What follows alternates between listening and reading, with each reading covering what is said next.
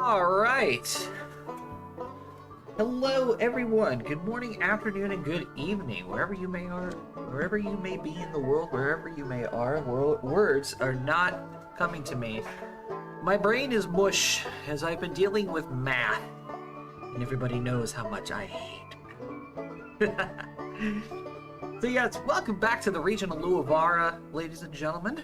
Today, we finally, after a long-awaited break, are going to be seeing the Wurzer Marsh and the bayous and where the beast folk reside. I've been waiting for this for a very long time, and I can't wait to show you guys some of the characters that are going to be introduced today. Alright, couple of things. There is a good solid chance that we might not be having session next week. And if you caught my stream yesterday, you would know that I am actually moving next week. So, my computer gets basically turned off on Wednesday, and I have no idea when I'm getting it back. So, we're just gonna have to wait and see. I'm going to be gone for quite a while, but I'm going to try to do a couple more streams before I go. One of those streams is going to be a Pokemon Pearl stream that we have to do, and that whole thing will be explained later on. Okay, until then, we'll just play it by ear and we'll see how things go. But we have a bayou to explore today.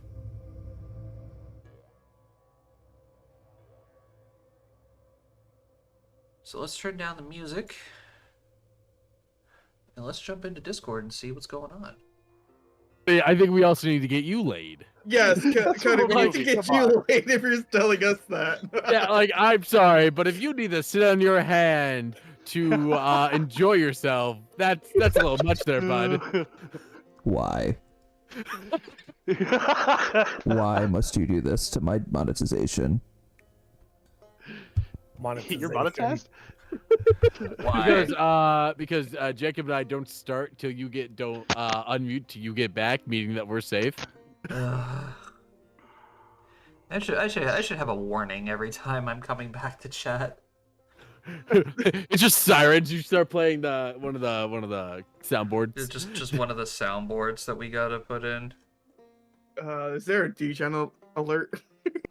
Warning! D-Gen alert. D-Gen alert. Warning, D-Gen alert. Guys, Repeat, I just realized D-Gen Josh alert. I just realized in the chat, looking at the rolls, Josh is up to something. Wait, What? I just see a bunch of ability score rolls. Whoops. Oh, You weren't no. supposed to see that. Stop looking. I saw nothing. Oh no, those were I was rolling a couple of characters for some other campaigns that I'm working on. Oh, okay. Likely story, but okay. And also I was rolling stats for Grex in Starfinder. Fair enough. Fair enough. I just like, So, don't be suspicious. Don't be suspicious. All right, so how's it been, guys? It's been a couple weeks. everyone had a good Thanksgiving? Oh, yeah. Everybody is Yes. fatter than normal. You know it. Probably Which put way? on like 20 more pounds. But that's what I just call my winter load, as I just gain fat stores so that I stay warm. Yeah, because you're a fucking bear. Yeah, listen, man, I have an aesthetic. The gays love it. Is that why you disappear certain times of the year? Listen, I'm quite an arborist. Are you saying that they go through a mating season, Jacob? Yes, all the gay lumberjacks wander off into the woods and fell the great north. Not just the pines. Oh my god. All right. We're going straight to So, before we begin, I'm going to tell you guys right now, unfortunately, we are not going to be having session next week. Fair enough. I'm sorry. but I am unfortunately moving, so no session next week. What do we want to do in terms of the 26th? Oh yeah, the day after Christmas. Yeah. Oh shit, yeah. I think that one maybe just be a play by ear to see what people are doing. Okay. So we're gonna have session on the 19th in that case then, and then hopefully you guys will hear about what's going on For for the the 26th by then, and then we'll just go off of that. War crimes. All right. Well, of So- course, war crimes. Previously, on the region of Luavara, the party has begun moving southward. As you guys have reached the port town of Delagai, and could discover that the ports are closed because there is a major problem going on down in the town of Drattle. And after paying a very courageous and very sarcastic sailor, you guys hopped aboard his ship, made your way off of the shore of Drattle to realize that Drattle is currently under siege. And most of the entire town has been taken over by what you can only assume to be Oronot's men because of all of the civilians being caged, all of the mutant beasts and monsters that you guys saw in the cages, up to and including the chicken crab, for example.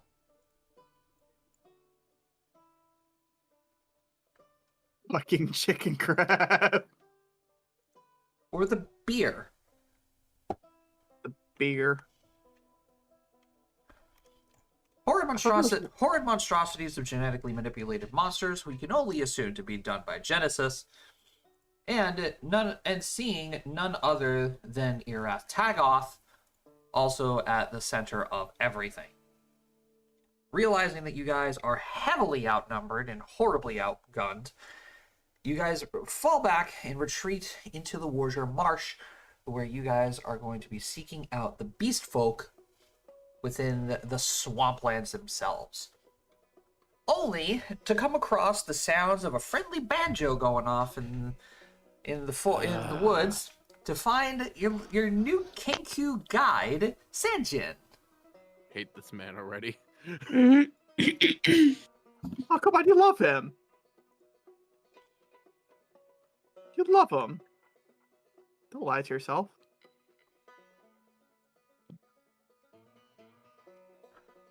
Alright, and so Sanjin is currently in the middle of escorting you guys through the marsh and just talking, shooting shit.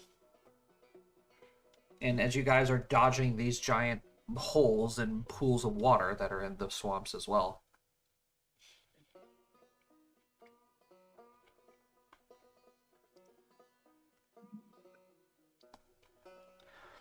So,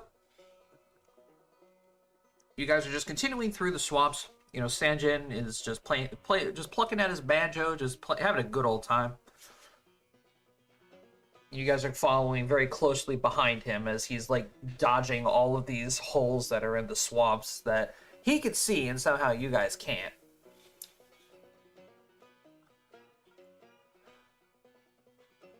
I imagine a few of us like drop in a few of them. Oh yeah, you guys have definitely fallen in one of these holes a couple of times. It is very murky. There's bugs everywhere. A lot of you are just soaking wet with water, and it smells like shit. Moist.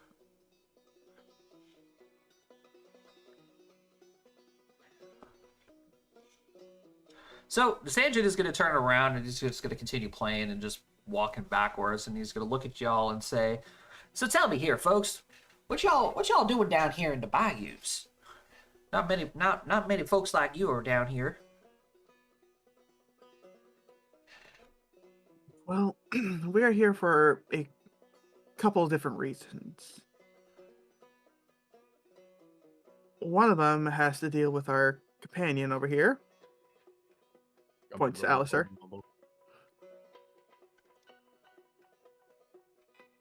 Grumble, grumble, mumble, mumble. There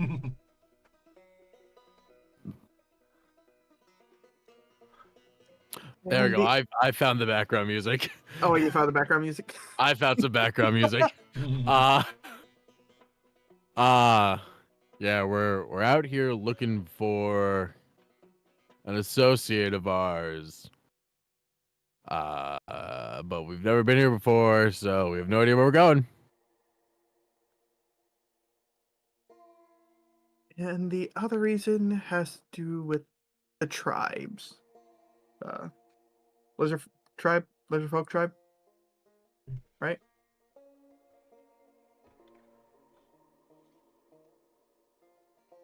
If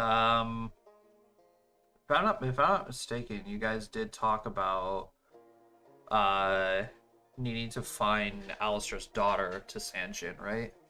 We did. Yes. Yeah, you guys were describing her to Sanjin, and he was just like, "Oh yeah, that's somebody around here that matches the description of who you're talking about. We call her Padfoot."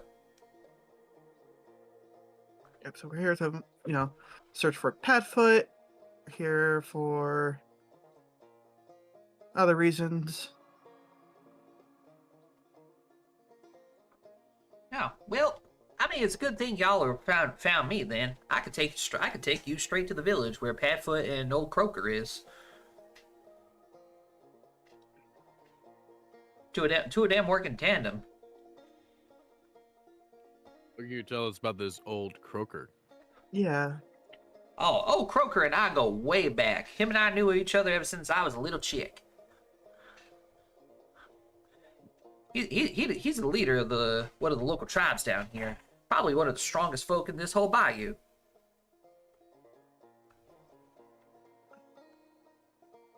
One of the strongest? Oh yeah, these giant holes in the water where y'all are falling into them and getting soaked in and all. Yeah, oh yeah, Croaker's responsible for them. I mean, when it comes to defense mechanisms, it's pretty good. Oh yeah, he can make a whole goddamn like what do you call those group of people in those armors and stuff? Soldiers? Yeah, that it. You can make a whole group of damn soldier-looking folks just disappear.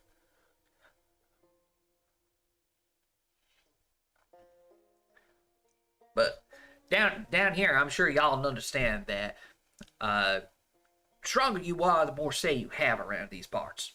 Old Croaker here, he's definitely the strongest. There are just some folks that are down here that are way too prideful. All they care about is, oh, I ain't taking no orders from old Croaker. I know I'm so much stronger than him. People around these parts have their own ideas of what strength is like. So, other than old Croaker, who else is strong? Would you say? Let me see around here. In the village that we're headed to, I do know that there's a couple of folk down there that are pretty damn strong. First person that comes to my mind is Gonk. Gonk? Oh yeah, Gonk is big old fella, but his muscles are probably as thick as my whole body. Looks at him, just looks back at Alistair's like, is that even possible? Alistair just shrugs. He has no idea. We are in such uncharted territory for him.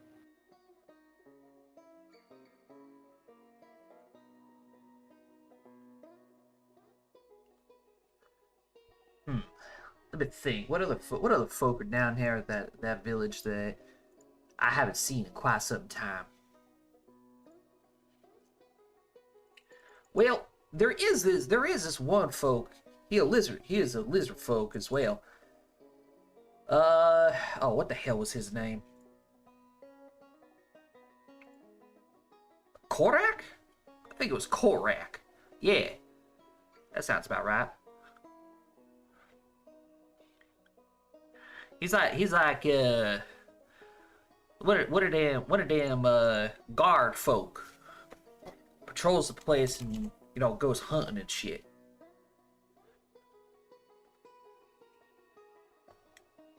So he keeps the area safe. Yeah, I could see that. I mean, hell. Creatures around these parts know better not to come near the village. Smart things them gators are, let me tell you. Well, with this many holes in the waters here, I can imagine why. Oh yeah. Long time ago, we had this big tribe of cyclopses that lived down here, and they were causing all sorts of ruckus. Giving our soldiers a problem every now and then. But old Croaker come by and boom, everybody's gone. He sounds like a very effective leader. Well, he probably is.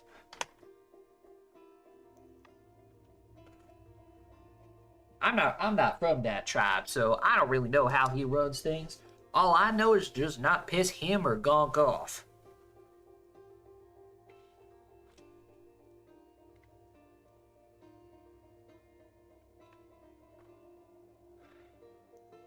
It's a good thing we don't have a record of pissing off, leaders. Leadership. You're right. We definitely don't have that kind of record. Nah, y'all seem like real nice folk. Get to know us. Well, I mean, hell, you haven't done anything to me, so y'all are all right in my book. That's fair.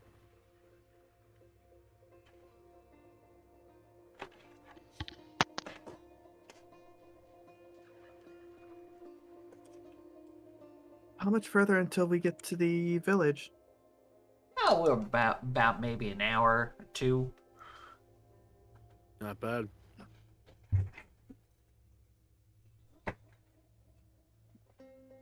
Now, one more thing that I should probably warn y'all about. When you get to the village, they are going to ask you to prove yourself.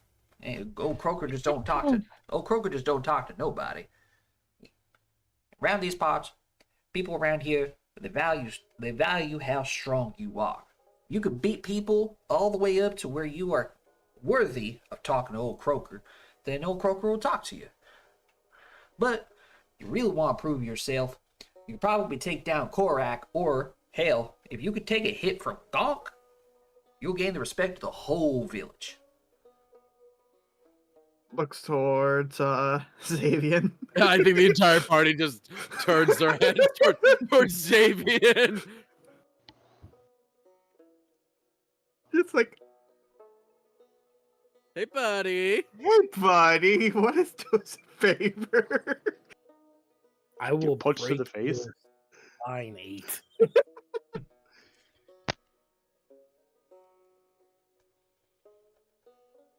Come on, you could probably take him.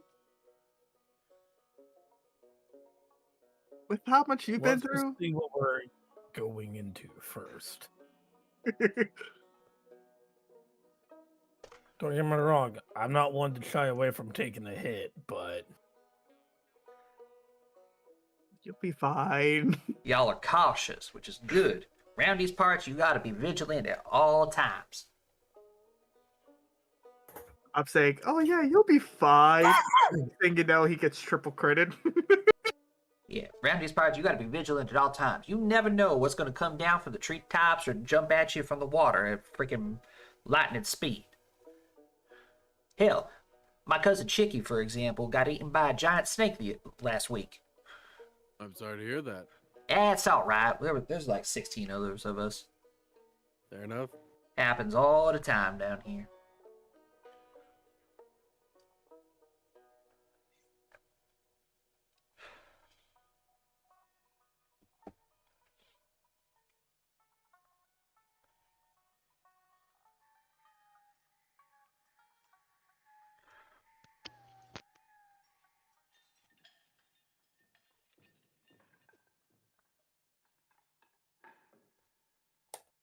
All right. So after about an hour 10 minutes, you guys finally come across a large section of the bayou that is completely walled off by a large spiked wooden fence.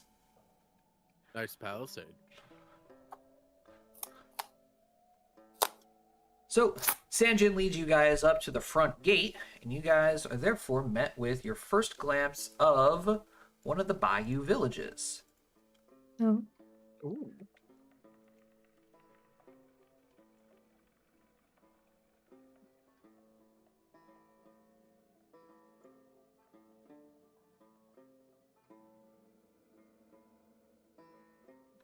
Oop, hold on. Oop. There we go. All right, and as you guys approach the village, you guys are met with 2 guards that stand at the front.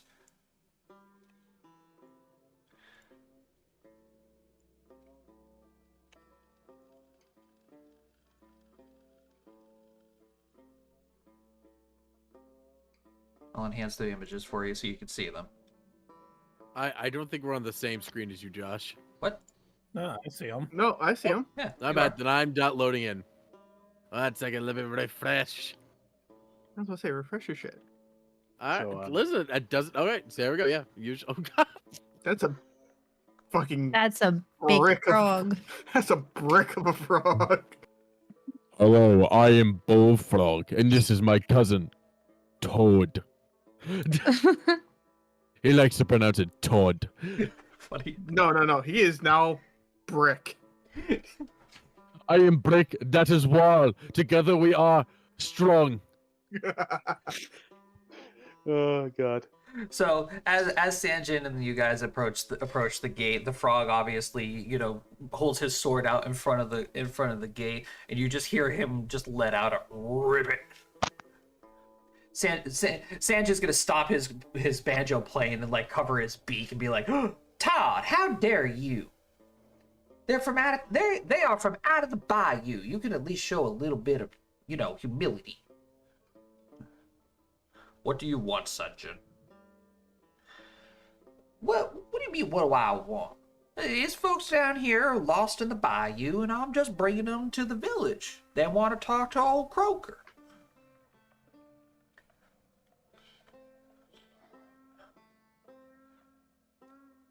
All right.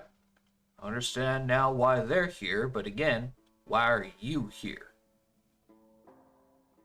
Oh, come on, Todd.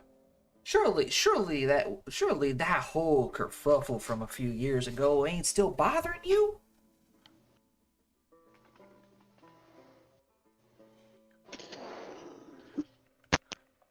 Not bothering me so more, Sanjin, but my cousin's still growing his leg back. Ow. Pish posh, it's not like y'all lost a leg or two. I mean, hell. You were fighting that gorilla man the other week, and you lost your leg, and you're still walking. I'm astonished by their ability to regenerate limbs.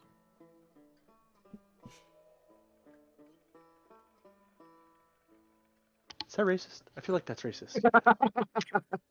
No, it's a true astonishment. Hold the light, Cody. We haven't dipped in it yet.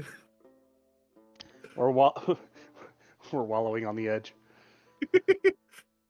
Teetering.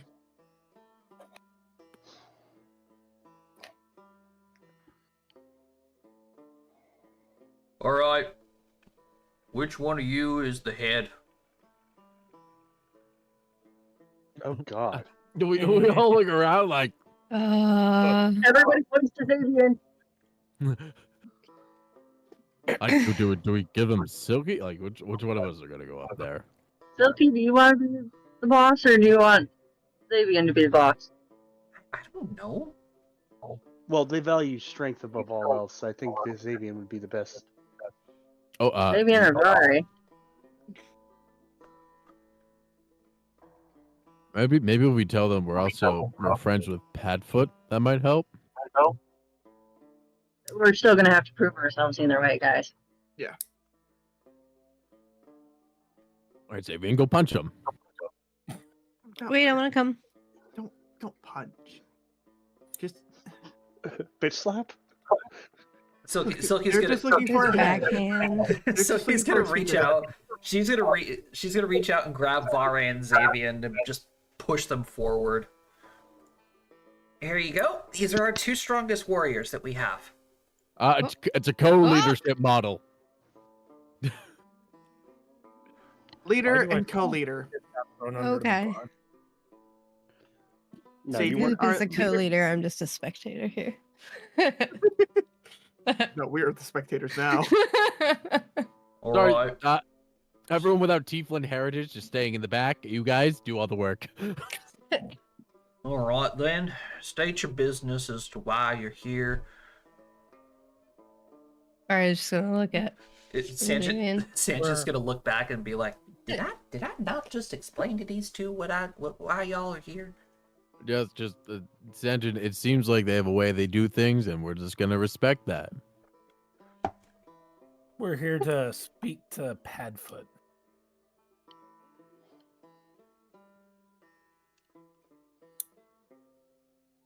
All right. Sorry, I'm begging. Alpha and Old Croaker. Yeah, we also got Dr. Old Yeah. Croaker. And Old Croaker. Are you aware of the Bayou customs then?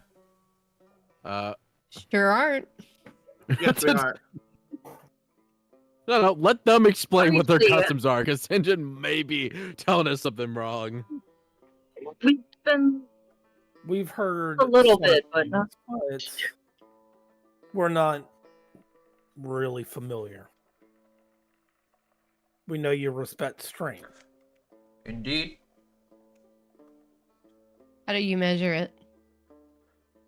Single combat. Single combat.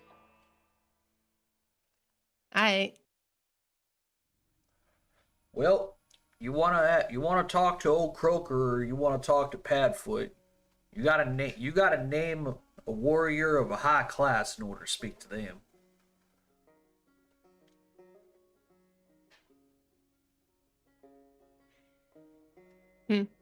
So, it's either you can name your challenge or we can go get one for you.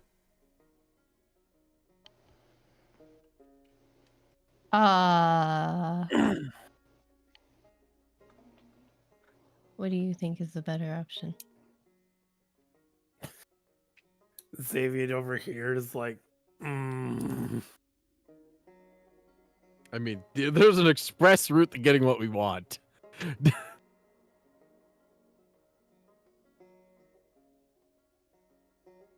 what was his name again? Ooh. Read this. Oh. Wait, who are you trying to remember, Rusty? The guy you take a hit from him, you get in. Just ask him who's your strongest warrior. Who's your Toad. strongest warrior? The 2 Toad warriors are gonna look at each other. Oh Lord. Oh, Gronk. His name was Gronk. It's Gonk. Gonk. I was Gonk. close, John. I Gonk. was close. Do I know this gonk? I don't think I remember this gonk. No. Okay. Nobody, never talked- nobody has ever heard of this guy. No one has ever heard of him. Okay. I was just gonna be like, Oh, Gronk. it's, okay. Gonk. I Gonk. got confused at Gonk. who was. His name is Gonk. You want Get to up, fight Gonk. You do realize the only other person who is stronger than Gonk is Old Croaker himself, right? We're just following Sinjin's advice. We really should stop doing that.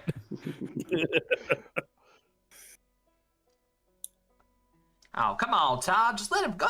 Let him take a hit from Gonk. Man, it's been a while since I've seen the old folk as well.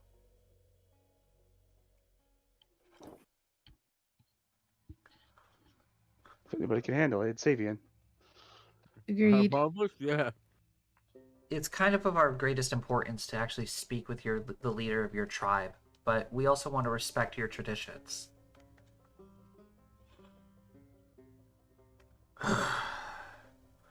All right. He's gonna look over at the other guard. Go tell the village to get Gonk ready. Ribbit. Oh, Just dog, off he goes. Xavier over here. I'm like, Mm. "Get throw right now." The toad, We're all giving him the like to- thumbs up. the Toad Warrior is gonna just hold up his finger to say, "Wait here a moment," and he's gonna walk back behind the wall. Guys, we sure this is a good idea? No. No, but it's the best one No. we have.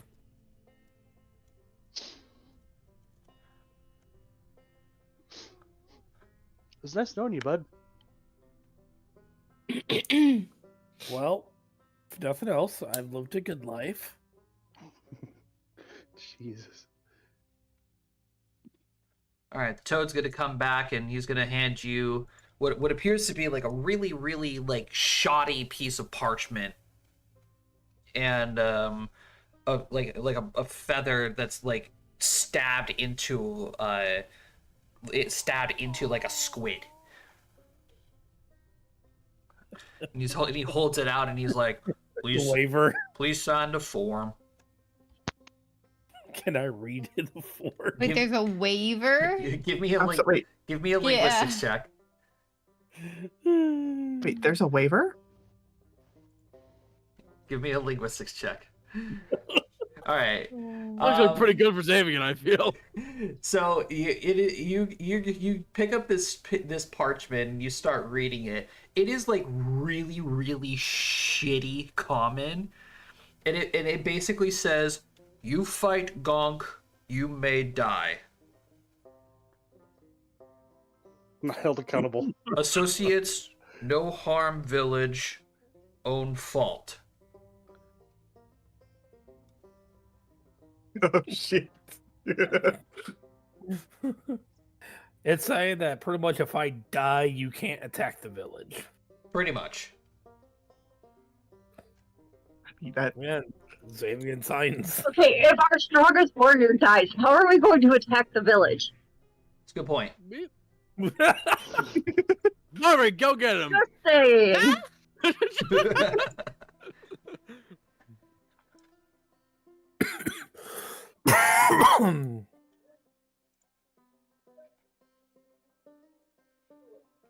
all we heard in the distance. Yeah, Oh, I signed the. Davey, how much health do you have? Yes. He's in triple digits right now. Nice. Can somebody send me to link to that metal banjo song again, please? Rusty, you got it. Sorry, what? What, like AC/DC played by hillbillies? Was it Rusty? Rusty, did you DM it to me? Yes, I did. I was about to say, I'm pretty sure you did. There it is. Copy link. All right, so Rusty, I would also like the metal banjo music. paste. All right, we're gonna swap over to the metal banjo music. Hey, Yeah, that is my plan too.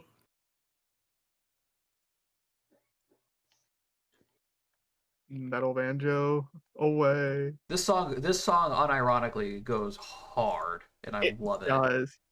Mm-hmm. Thank you, Rusty.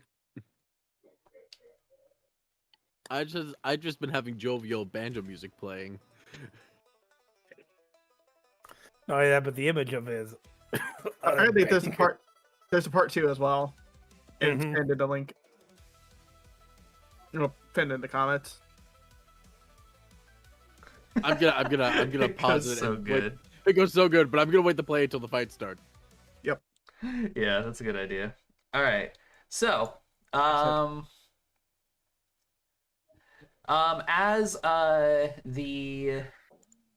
as you begin to sign the forms, you guys start hearing what sounds like tribal drums going off, and it is echoing throughout like the entire village now. Just tribal drums, just boom, boom, boom, boom, boom, boom, boom, boom, boom, just throughout the whole fucking village. And the other toad guard comes back, and he looks at the other one and goes, "Ribbit." I don't know why, but when you said that, I was just like, what immediately popped in my head was for her pleasure. What the fuck? Cody, dude, we need to have a talk. we need to have a talk here, Cody. Was he racist? I wasn't paying attention. Damn it. No. But it's No. really sad that you immediately thought that. No, Cody is showing a more degenerate side than I was. Oh God. And you got caught red-handed. Don't worry, Cody, I love you. Mm-hmm. Let me just go ahead and make one of the maps real quick and populate it. I'm gonna grab a water. I'll be right back.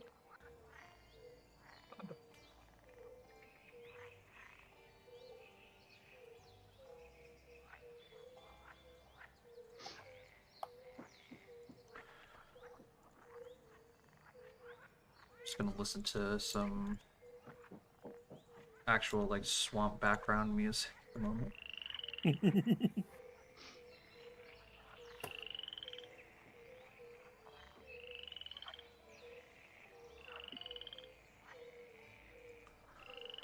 Alright, then of course we're gonna need Sanjin. Some of the Toad Guards.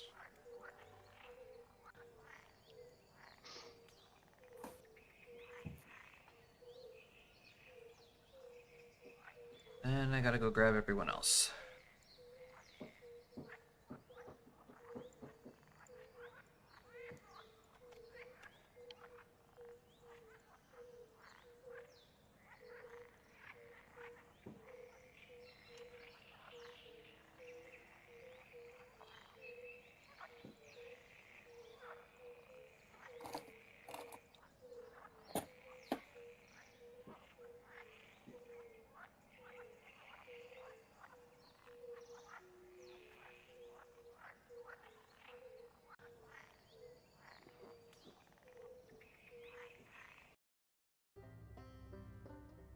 I'm back. Alright.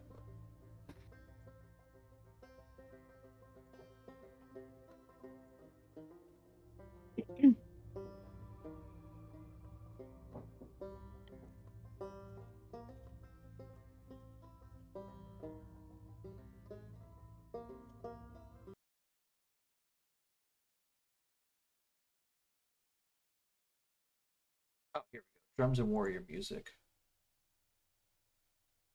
This will be just fine. At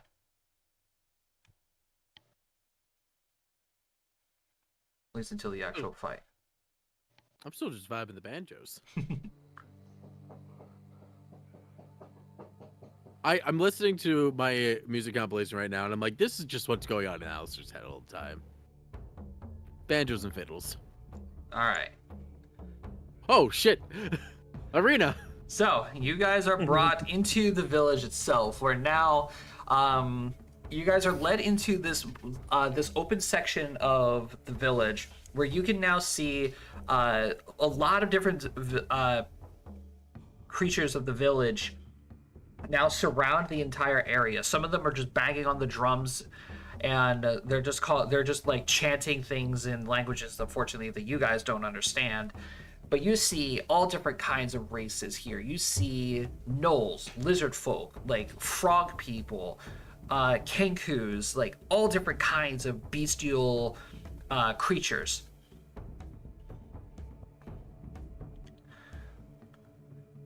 And of course, the two toad guards just lead you guys forward. And Sanjin, unfortunately, gets its hood grabbed and brought back.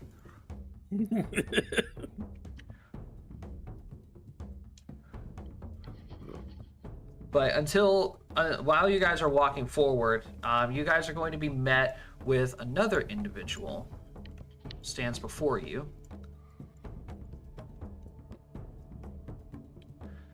This is him. That's Gunk.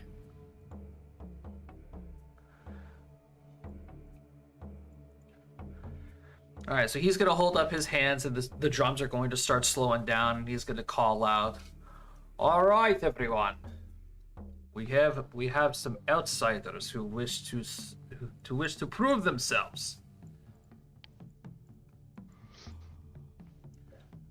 So, greetings, outsiders. I am Korva. To my understanding, and by what our guards have told us, that you have decided that you wanted to try and prove yourself by fighting Gonk of all people. What event Sinjin says to it?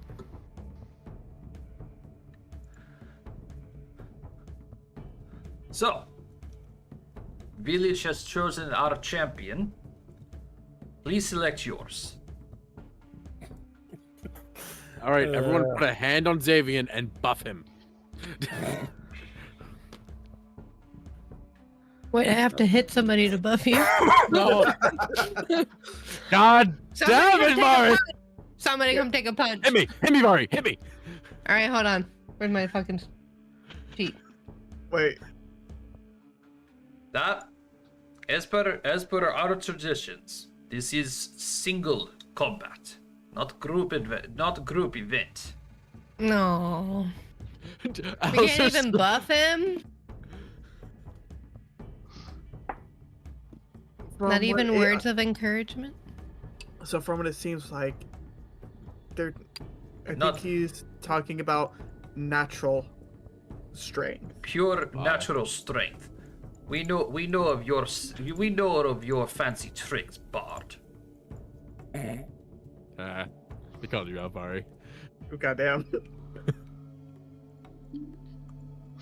Don't sound so impressed. Oh yeah, they might not like bards around these parts. That might be my fault, folks. Sinjin, what did you do? Oh. What What did you do? What did you do? Everyone at the party's like, what did you do? You know, that's you know what? It's probably a good idea that we don't get into that right now. I am so concerned. Why are we listening to this guy? Because he's fun. Well, Well, step Sabian? forward, champion, please. good luck. Nice knowing you, Xavier. I'm dead. Right. State your name. Where do you hail from? My name is Xavier Illamora. I come from the Grimlands. Ah, Desert Walker. Proud tribes of warriors, monster slayers.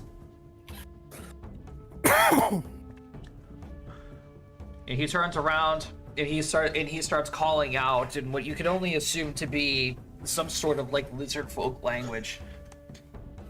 All of the different beasts around the arena, you know, they start howling, chanting and such. The drums start beating again. And Xavier, as you're standing in the front of the arena, across the way, you can see what appears to be like two trees that are that have grown like right next to each other. Oh, fuck. We about to fight a fucking ent. Like here and here, Mm-hmm. right? And on the end near these trees, there's like this little wooden gate that's right here. So Korva obviously walks back and he looks back at Xavier and he says, "You have hereby challenged Gok. Test of single combat and test of strength. For audience with Padfoot and Old Croaker.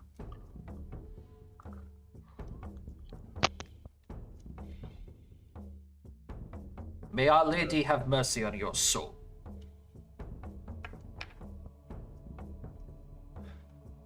Gonk. Yep, Bronx a lady? and of Whose course, side are you on, Nate? and of course, No, that's everything. everybody around just starts chanting, "Gonk, gonk, gonk." And then, So do we start auditions for a new tank now, or should we wait till after the fight? Too soon. Hasn't even happened yet. Exactly. Okay. Then you're gonna hear the sound of just loud banging on the doors. Until finally the banging stops for a second, and then the doors literally just explode as Gonk steps through. I was about to say, now watch as a tiny person. Oh, fuck. Oh my god. Oh my goose. I am about to get my ass whooped by a goose. What? Wait, Josh, I need to ask Josh. Did you pull a page out of the Canadian Barbarian? No, I didn't pull a pig. I Holy think shit! this is where I What got mod that for from. Swan's Pond is this? I saw his TikTok and I was just like, I have to use this. Snuggles. Xavier, roll me initiative. Oh boy. All right, kids, turn on the metal. Oh god. Okay, one minute. That's a pretty good roll. Well, you're gonna get the first shot. Gonk rolled a nat 1. I take it no weapons are to be used. No, you can use whatever weapon you want. But yep, standing in front of you now is a like 20-foot tall, roided up goose with fists. I just Mine- look like that's Gonk. Even Silky is standing there in Raging. awe, like, what the hell is that? Hey, so when can you turn into that? All right, so I wish. well, if weapons are Permitted. permitted, yeah, Xavier's gonna charge.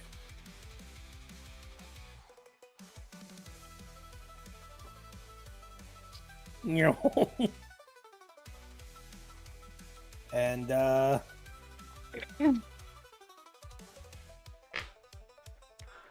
22 doesn't hit.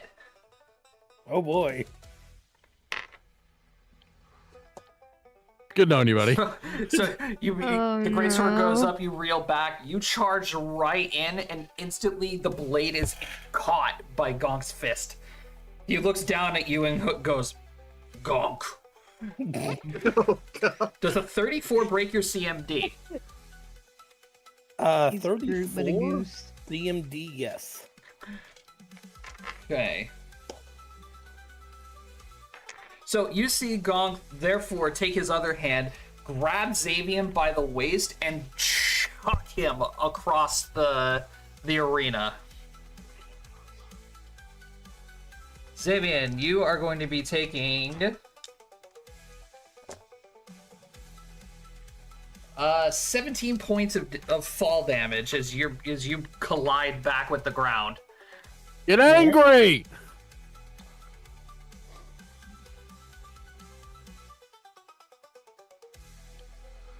And Gonk is going to advance.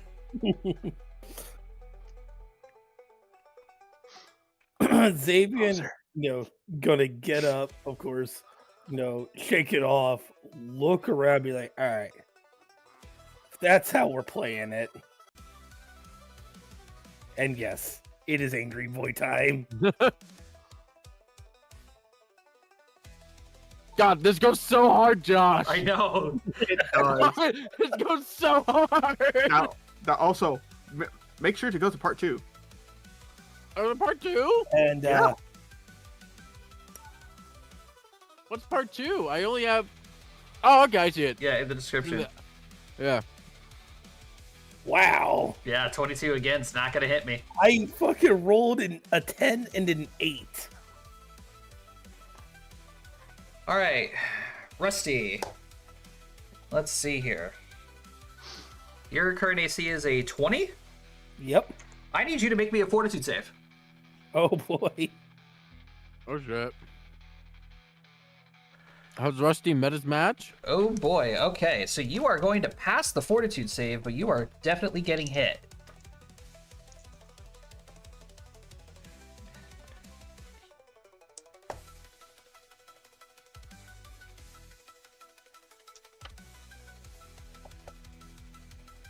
All right, as Gonk is gonna reel back his right hand, and then he was attempting a knockout punch. So, yeah, Rusty, Gonk just reels his arm back. He cracks you upside the jaw. You definitely almost feel it dislocate for a second there. But holy hell does this hurt. 31 points of bludgeoning damage. Oh shit!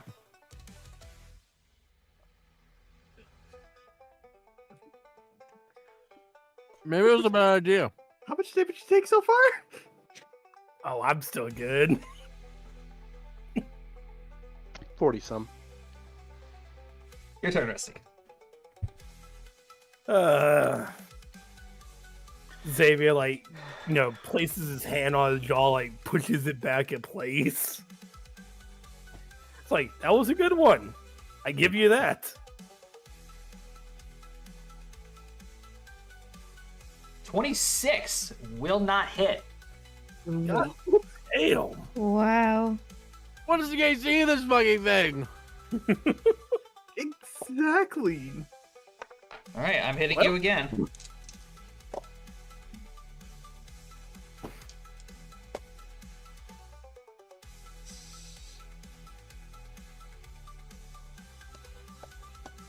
All right, 26 points more of bludgeoning damage. As again, he reels back his left hand now, and then bam, gives you a good solid hit right to the chest. Give me one moment. So the rest of you, as you're watching this duel go down, immediately, as soon as Rusty pops his jaw back into place, everybody around is like, holy shit, he actually survived that hit.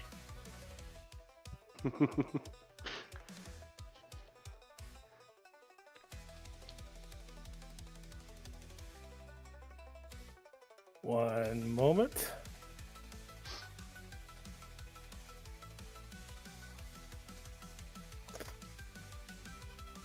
You know what? Xavier's not going to try hitting him again. He is going to attempt to pick Gonk up and throw him. Huh? Oh, Huh? Yes. Oh, no, okay. This is going to be a really high strength check. Or actually, give me a CMB roll. Because you would need to literally grapple this guy in order to pick him up. That's not high enough. 27. No, unfortunately, the size bonus is really working against you here. That's what I said. Like, because I'm having a hard time hitting them, so you know what? Fuck it. It would help if you rolled anything above like the 15s right now. Yeah, I know, right? Come on, give us the crit. All right, he's gonna be hitting you again, Rusty. Do it. no balls. 34 points of damage. He's still up. Xavier is looking really, really rough right now. But yeah, he is still standing.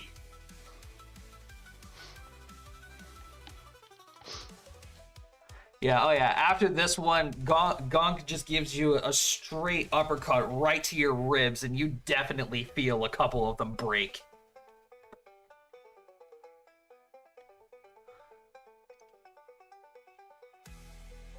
He's doing you dirty. Unfortunately, it's like, yeah.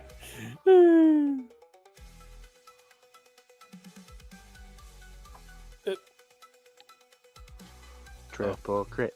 Triple crit. Triple crit. It doesn't even need to be a triple crit. We need a crit. It'd be funny if you did, though. Yeah. It would be hilarious. But once again, I am just going to attempt to. You're not gonna hit him? Nope, you did even worse. No. Yeah, Oh no. I rolled a 3. Oh shit. Of course. You can't write a script like this. God damn it. Eh. I not won. Oh. So it works? No. Oh, No, I just missed my attack. go, Rusty, go. All right, fuck it. Ooh. Oh. Oh. We don't Ow. confirm, but god damn it. No, you don't confirm, but yeah, you definitely do hit him.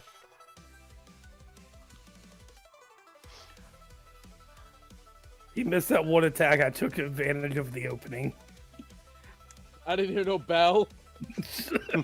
Yep, he missed the one attack, and sure enough, you bring your sword right down on his arm, and you give him a good slash on his arm. What's the crowd's reaction to that, Josh? They are going crazy right now. So, as Rusty slashes Gonk on the arm, the roided goose starts like hopping up and down and just honking out loud. He's definitely in a lot of pain as he just starts retreating back into his little den. Don't tell me this guy's a glass cannon.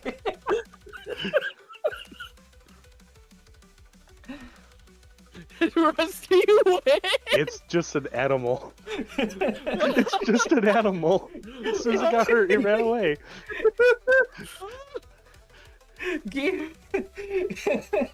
If you can actually deal enough damage to a goose, they will retreat. Good lord. And sure enough, like if you guys remember, the toad guards literally only said if you can take a shot from Gonk, you are worthy. Rusty just took 3. And managed to actually hurt Gonk.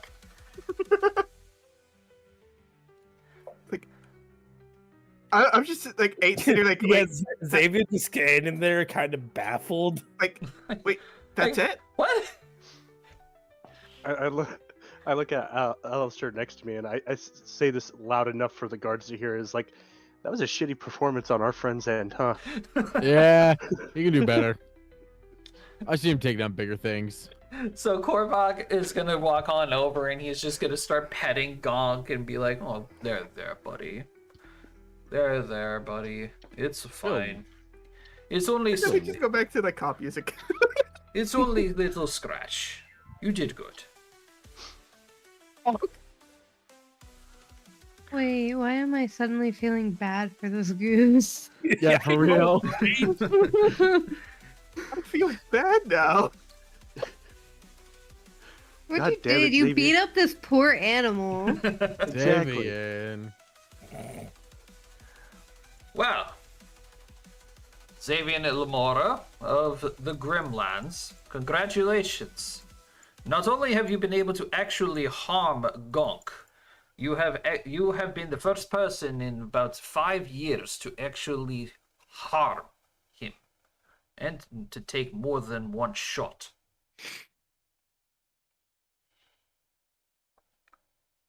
So, by tradition, you are worthy to speak to Old Crocker.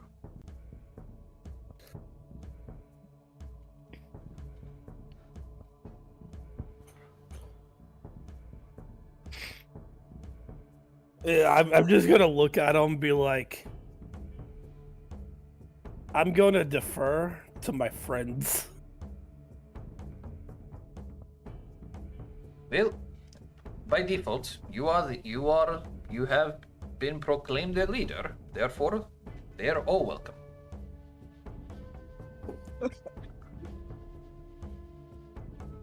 That's great. I'm just gonna pass out now. Yeah, I'm just gonna walk over and just here, take. So Korvac is going to turn around and say another line and spiel to the audience. Have some pity heal. That's really what that is. Have some That's pity heal. that's a blue fucking participation ribbon here right there. You did good, buddy. Here you go. Good job. Pat. 17 HP, by the way, guys. Yippee. Oh, trust me, I was watching your HP bar.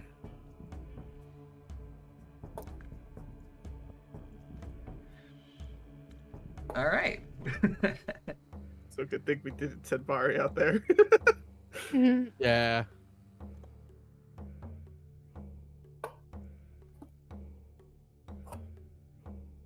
Is St. John still with us? Yeah, he is.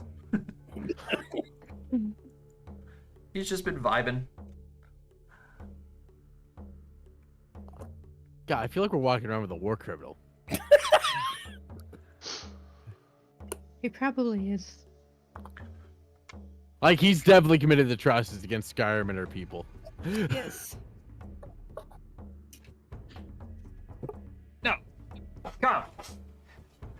Please. We have much to discuss, apparently. Hey, Korvac, you mind if I head on over to drinking hole? You can see Korvac just like visibly wince and like close his eyes to take a breath. Yes, Senjin, you may go to the tavern, please. Well, that's what y'all call it now, man. I've been away from this village for far too long.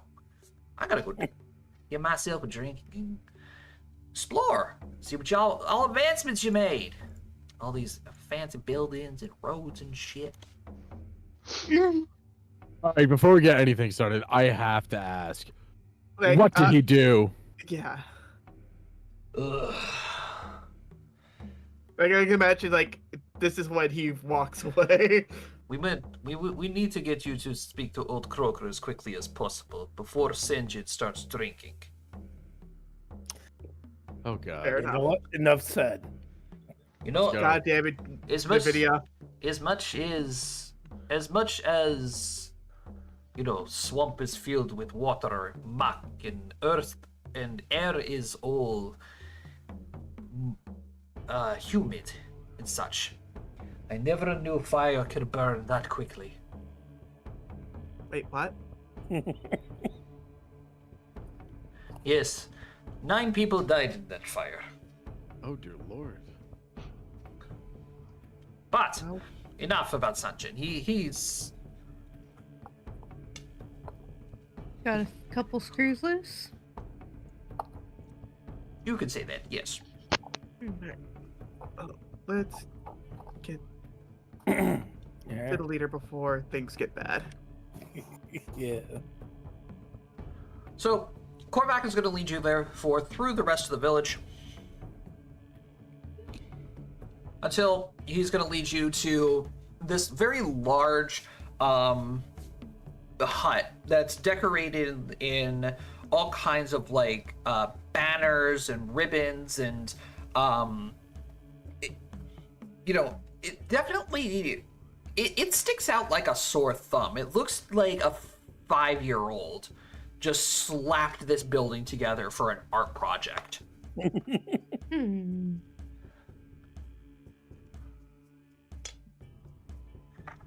Right.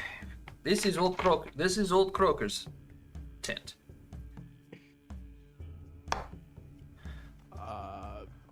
His name is Corvus, right? No, Korvac. that's not right. Korvac. Korvac, before you go, we don't mind. There's also an old, an associate of ours known as, you all call her Padfoot, somewhere in the village. Do you know where she may be found? I believe Padfoot is out hunting it with hunting group now. All right. As soon as she return, I bring her to you. Yes? Thank you much. I appreciate that. Alistair's like visibly like so fucking nervous. And you just get a sudden tap on the shoulder. There. Shut the fuck up. All right. So Korvac. I'm not nervous. You're fucking nervous. Let's go meet this guy. So Korvac pulls open the curtain. You guys walk on through. You guys know like those like bead doorways and stuff that you see in a lot of like movies for like hippies and stuff. Yeah, I see you in the weed shop all the time. Yeah, that's similar to what you guys walk through. You just walk through like a bunch of beads, and eventually you enter this building, and it is like floor to ceiling books everywhere. Like, do you guys remember the state of the Dwarven Archives where you guys first met Wubbis? Mhm. Yeah. Like that, but send a tornado through it. Oh my. That's how messy this tent is. Oh golly gee. And you guys are looking around. You don't see anybody else in this tent.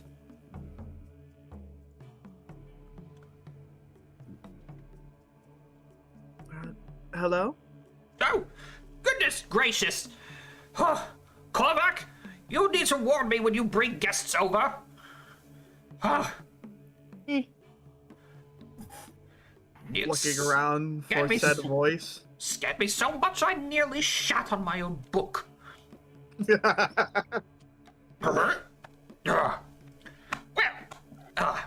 Well, welcome to my village, folks.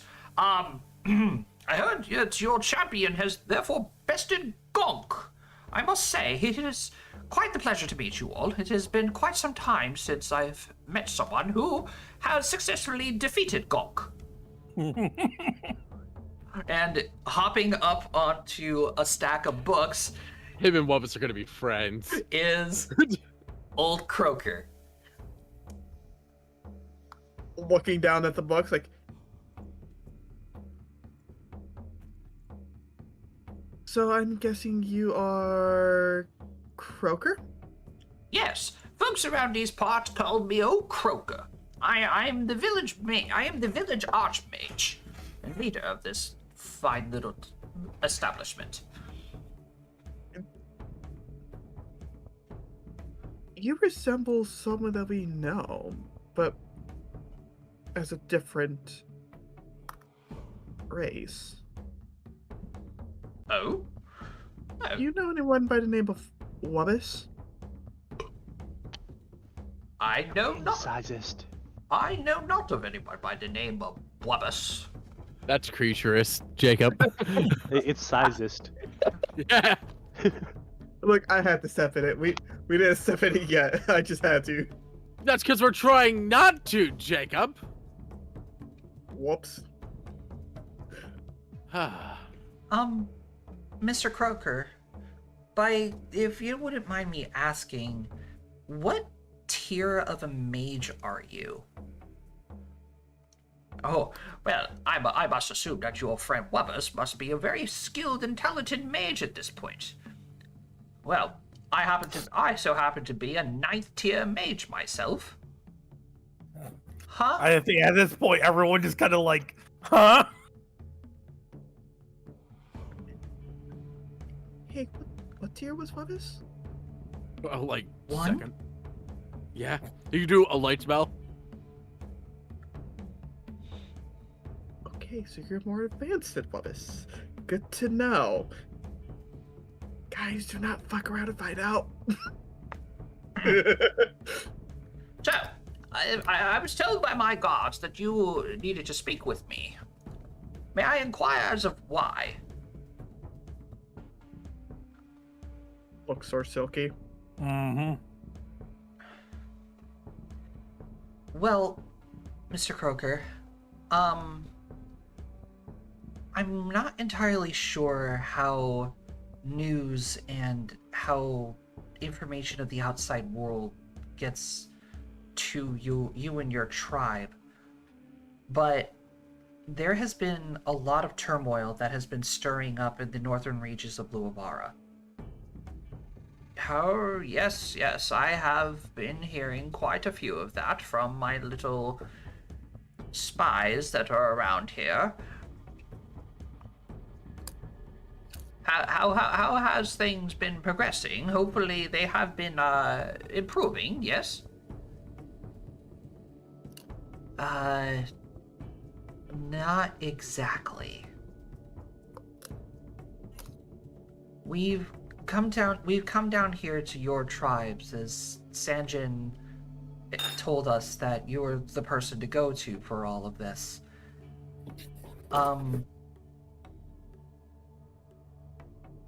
We are the party that is known as the Nameless. Now the question is, has Croker heard of you guys? The Nameless? Probably not. Nameless? How did you get away with that kind of name in the guild? Surely you have to have some kind of name. Well... And you see Silky just, like, close her mouth and think for a second. How did we get away with that name? I couldn't tell you. It was just a placeholder until we actually came up with something, but then we never did. Never did. Ah, We well... never either thought of anything better or... Well, it just goes to show that the guilds are slowly starting to lose their touch. Well, while I have not fully heard of you exactly, what is your party's purpose exactly? I know that I certainly feel a very strong magical presence in a lot of you, but I'm not. I can't pinpoint exactly what.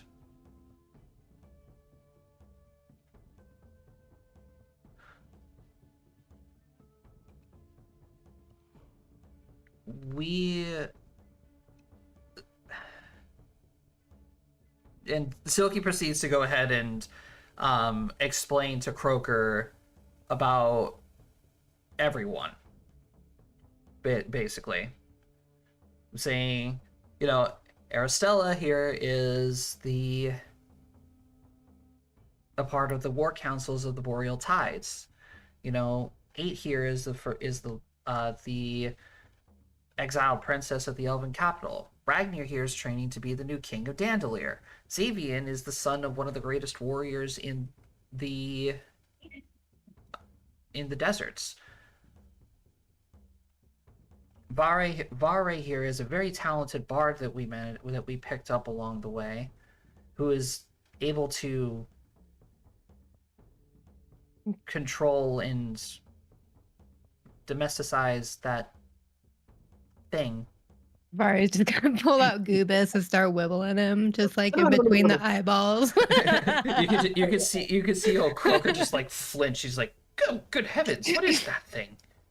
It's Goobus. We wish It's we not knew. a thing. It's a Goobus. Don't know. We're uncertain. But we know. But it's, Bisco, say hi. but we know it's friendly because, well, Well, at least it's friendly to us because of Vari.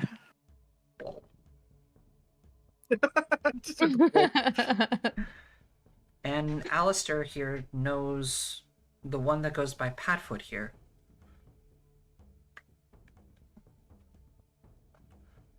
And Croker's gonna turn and look at Alistair and say, "You know Patfoot?" Yeah. For a long time. Oh, Patfoot has only ever spoken about one person in particular. Oh? Continues to go on and on and on about wanting to leave the marshes when she's strong enough. Who's the person that they're looking for? Her father. Alistair just visibly like chokes up a little bit and just kind of pulls his hood forward. oh, you're about to get fucked up. I'm about to get emotionally wrecked. Do you know if we might be able to speak with Padfoot? Didn't you hear? They're out right now, but as soon as they're back in town, they're gonna meet us here. That's what the other guy said. Oh, sorry. Yes. Patfoot and our hunting group have gone out in search of our evening feast. They should be back within the next hour or two. Regardless, there's some pressing news regarding the world state of Luavara, and we need your help in some situations of it, if possible. Mr. Croker, Do you know of the founding legends of the mainland of Luavara? Oh, I've heard of many stories and legends throughout my time. Which legend in particular are you speaking of? The Sword of Silence. Ah, indeed. I have heard the stories.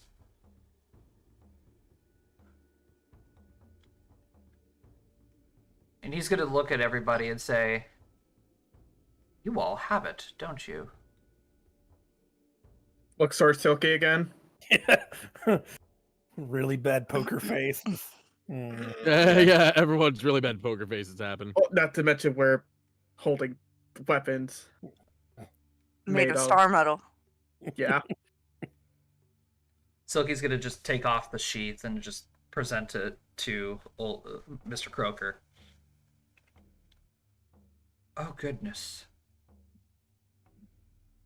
A child like as young as you. Oh, dear me, I must say, I am terribly sorry for your fate.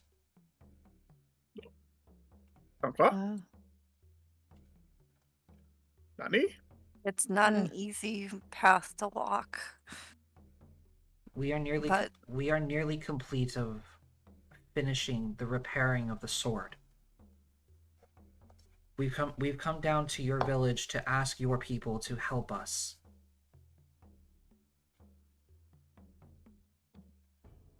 To redecorate it.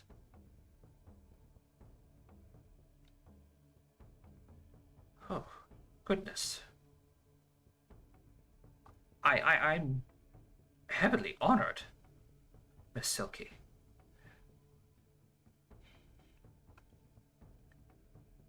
Oh. Well, if we were to actually redecorate the sword, we would most likely have to bring it up to at least a modern standard. Those legends of the sword go back half a millennia. Indeed. They go back quite a ways. But there's also another problem that we want to bring up to you.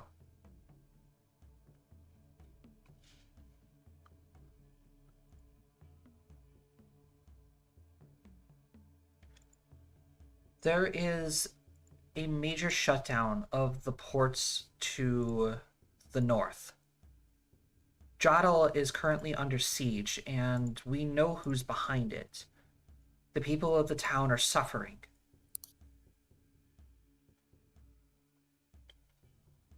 Oh, goodness.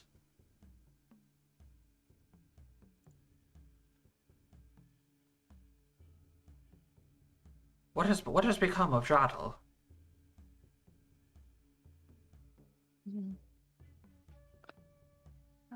I don't... How do we put this? Ragnar, if you could. A handshake. I was going to do a handshake, okay? I extend my hand. If you would. Yep, he's gonna reach out his little frog hand, give you the best handshake that he possibly can. My link. He is able to see everything that's going on in that village. Oh, goodness. Oh, those poor people up north. If there was anything we could do, we would. Without hesitation. No, boy, you did. But given the numbers. No, you all did the right thing of coming to find assistance. We needed people who knew this land better than we did. But now, further north. Go ahead. But now we come to we come to a much more difficult situation in regards to Drattle.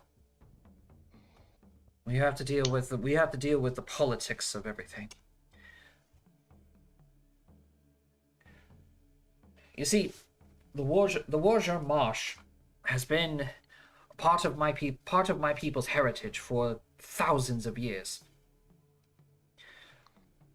And when the settlers came down, at least according to our records, when the settlers came down wanting to exploit the marshes, well, the tribes didn't see all Take kindly. exactly. They didn't want their homes of their ancestors to be soiled. So, the leaders of each of the tribes gathered up and they spoke as best as they could using translators to the settlers and said, basically setting a border around the marshes and establishing the civilized towns on the outskirts of the marsh, and therefore agreed not to touch our familial lands. That is until a long time ago, when those alchemists came in. They taught some of the tribes to the west some of their abilities and showed them that they are able to grow stronger through the means of this alchemy and magic. They bought it, and, well, they built a facility in that area, and it looks like that some of their creations survived. Oh, the Genesis facility. I'm not entirely. They've not only sure survived. Somebody's continuing the research. I'm not entirely sure how long they have been living down there or where they came from. That facility was destroyed many, many decades ago. Were there survivors of the destruction? Fortunately, dear, I can't recall if there is.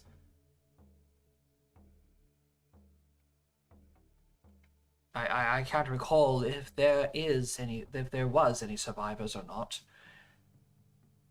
But if anything, I wouldn't be surprised if there were. They wouldn't have anywhere to go down south, so chances are they escaped to the north.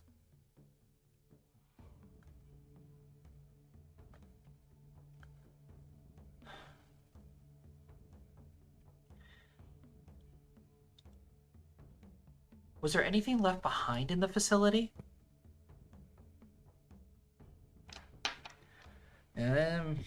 Well, in terms of research or anything, I would probably assume that it was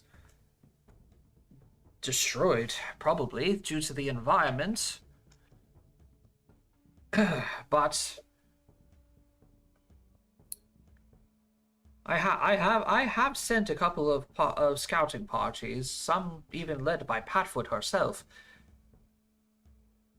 to that facility, and they did come across a couple of things in the facility, but unfortunately none of them are trained in magic of any kind, so they couldn't do anything for it. While yes, I am versed very strongly in the arcane arts, I cannot leave these people. I am lucky to have been able to unite the frog folk, the lizard folk, and the gnoll folk together. However, there are many tribes in these swamp lands that you may not know about yet that do not take very care to the unification of the tribes. True. And on the topic of unification, that brings us to our third point. Does your tribe associate with a gentleman by the name of Sven? That's Wolverine. I'll take that as a no. We don't associate with him at all. His people are not welcome in our tribes. Fair enough. We need to get to a tribe where he is in charge to challenge him for his leadership so we can take him out of the equation.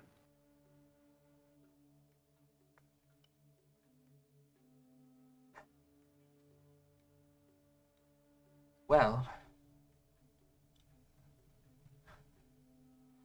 perhaps there is the possibility of shooting two birds with one stone.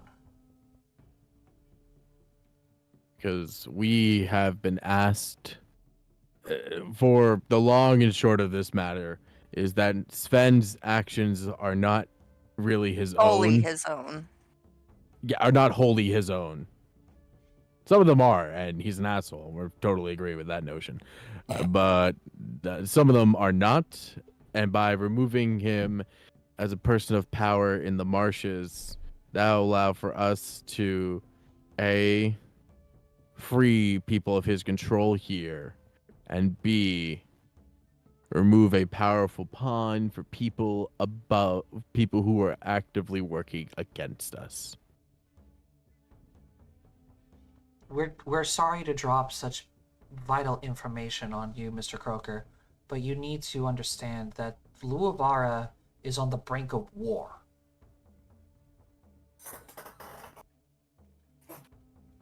Oh, good heavens. In some places, it's already at war. Yeah. The Kitsunes have been displaced. The Boreal Tides in the Elven Kingdom are about to go to war, and Dandelier has been at civil war for almost a whole year now. And the Underdark is making moves to attack once more.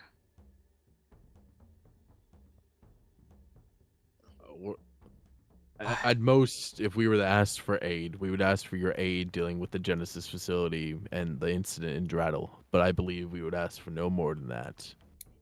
Only what's within your power. To protect your own people, if nothing else. We don't want to see Luavara as a whole suffer, but we understand each individual area has its own concerns. And right now, these experiments pose a threat to your people in this whole area of the marshes. If left unchecked, who knows what havoc they'll wreak. They make their way into the main. I must say I agree with you, Miss Aristella. The Genesis mutations do pose a huge threat.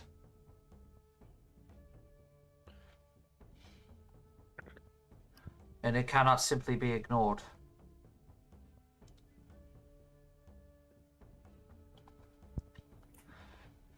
Then, how's about we strike a deal?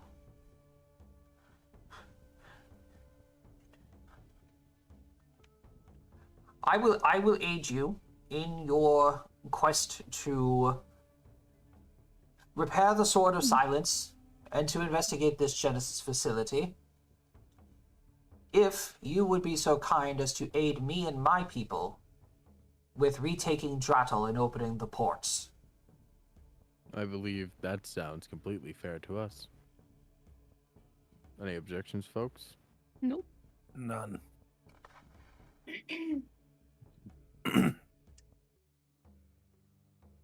Good. In that case, then, once Padfoot returns, and she speaks with you, Mr. Alistair, I will gather Korvac and some of our finest soldiers. Speak with them in regards to taking Drattle back. I believe our first step should be the facility, in all honesty. That way we can cut off the monsters. No? No, I agree. Miss Silky, in regards to the sword, we have our finest decorators that we can offer you if you leave the sword with us.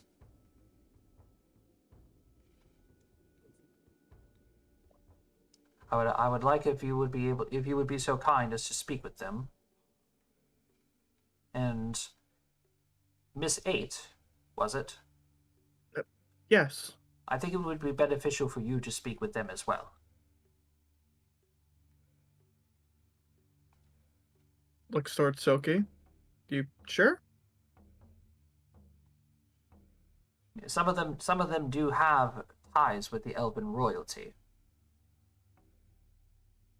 Sweet talking them might be a good idea. Grumpy old hags they are.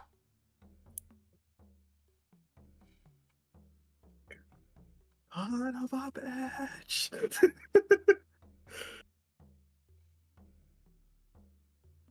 So, the rest of you, by all means, please enjoy my village.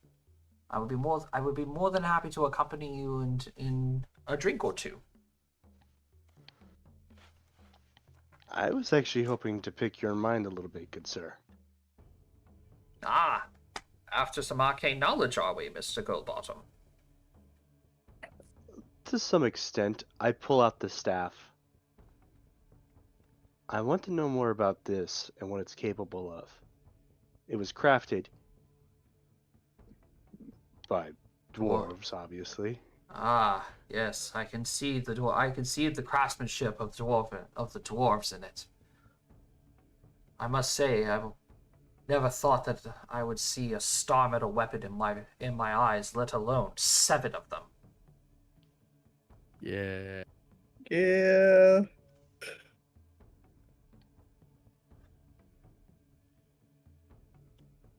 You folk are destined to change the world. Our goal is just to make it better. Our goal is to make sure it doesn't fall apart right now. Yeah. Well, if it doesn't fall apart, that's better. Yeah, no, I think we're on the greens in that one there, Stella. All right. So, Ragnar, you're going to be talking with Mr. Croker, learning some new arcane magic stuff. Silky and 8 are going to go speak to the hags. Alistair, I'm assuming you're going to be waiting for Oh, yeah. Padfoot. I'm waiting. What are the 3 of you doing? Aristella, Vare, and Xavian. I am actually going to go and apologize to Gong. Oh. Yeah, I'll we keep made it feel Alistair bad. company. Vara's gonna go over to see Gonk too, because why not? It's a cool goose. Alright. Ragnar. Give me a knowledge arcana check. Knowledge Arcana. Oh boy.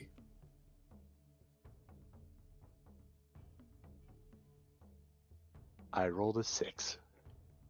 Okay. This is a big thing.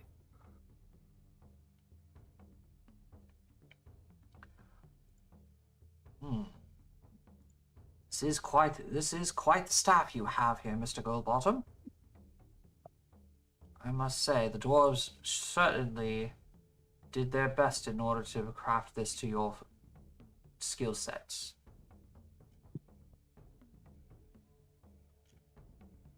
Cody, Right now, I can only use it. remind me what we Go ahead. called this thing?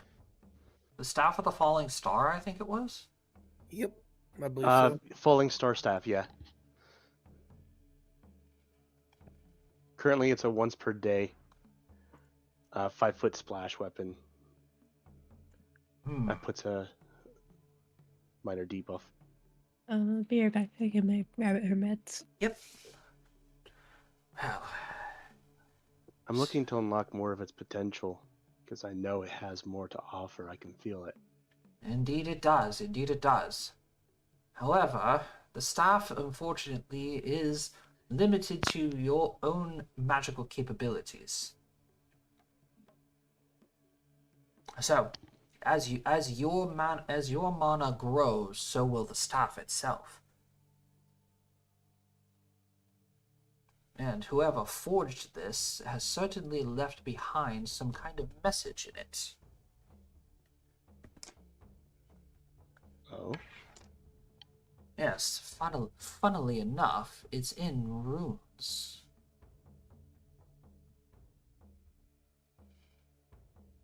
Some of which of the runes I recognize.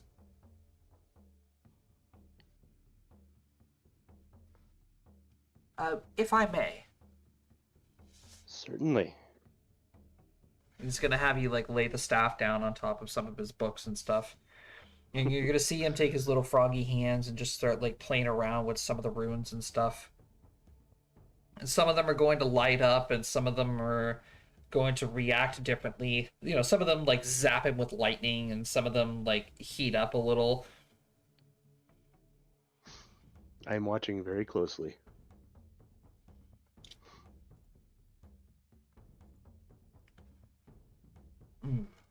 Yes, yes.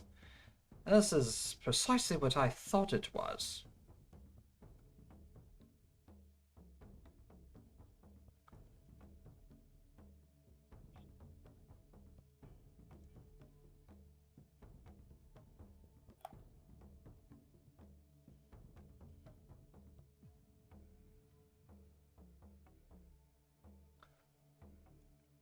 So he's going to touch a couple more runes on it. And then it's going to react and light up a little. Well, here you are, boy. It's not much, but it's as good as your current limits are. Your mana should be able to withhold itself on this, as the area that your staff is affecting shall be a little bit more wider as you're used to it. Oh. But given the chance, once you get stronger, because I'm certain that you will. Once you get stronger, come speak with me again.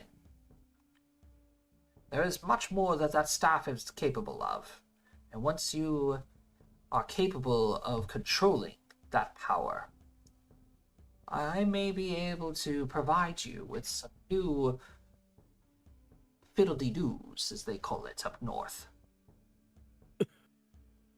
Fiddly-dee. Understood. I don't think I've ever heard that term in my life. None of us have ever said it, Cody. But I'll take your word for it. Anyways. Awesome. Alright. Silky and 8.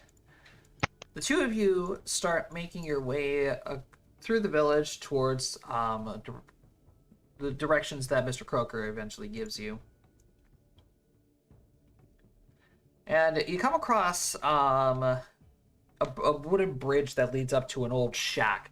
8. This looks eerily familiar. It does? Yes.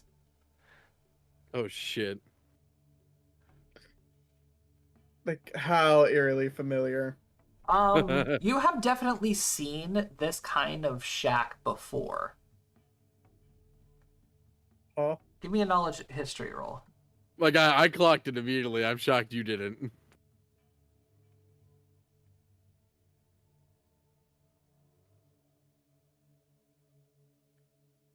I'm back. It Welcome back. unfortunately does not know. Can Silky assist? No. Not really. So you start walking up the wooden path, and you get up onto the porch, and you knock on the door.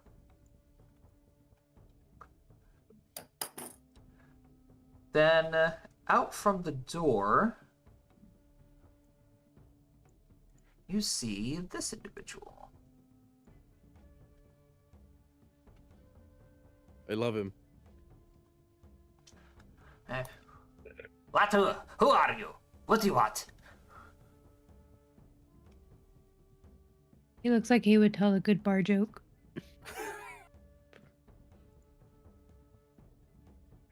I'm just trying to process what, like, is that lizard folk or is that a rat folk? Yes. Next question. I'm pretty sure that's a lizard.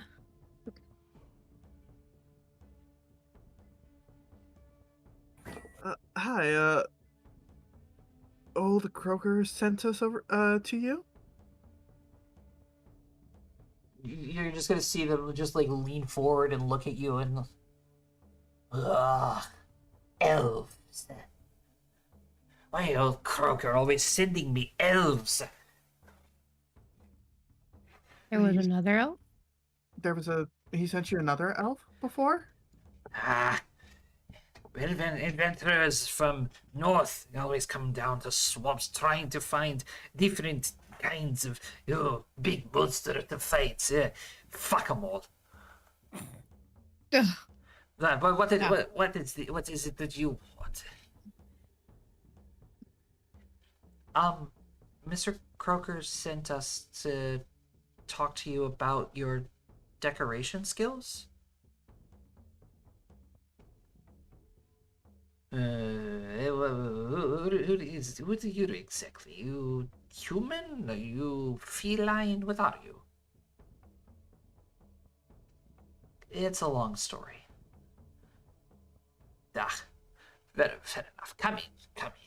She's just gonna kick the door open, and then you guys walk inside, and this shack is just rancid. It smells god awful in here. Oh no. And you guys see like vines growing all over the top of all over the ceiling.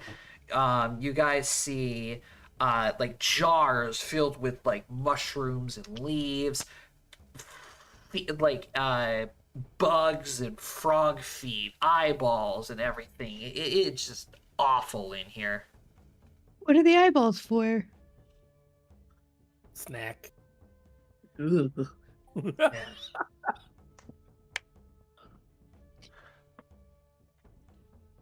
PTSD, man. So, Croker sent you here for decoration skills. Yes. Why? What for? Silky will just unsheath the, or not unsheath. She's just gonna take off the sheath of the sword and hand it to her. And she's gonna take it, look at it, and just her hat just like tips back a little bit, and you can see her eyes are just like wide open. Oh, just handed her the most decorated weapon in all existence. Like she drops her staff on the ground as she takes the sword in both her hands now. Oh my days! It is you. Oh, the lady spoke of your arrival a long time ago.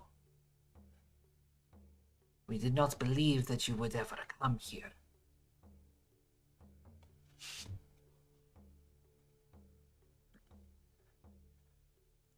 What took you so long? Yes, come here.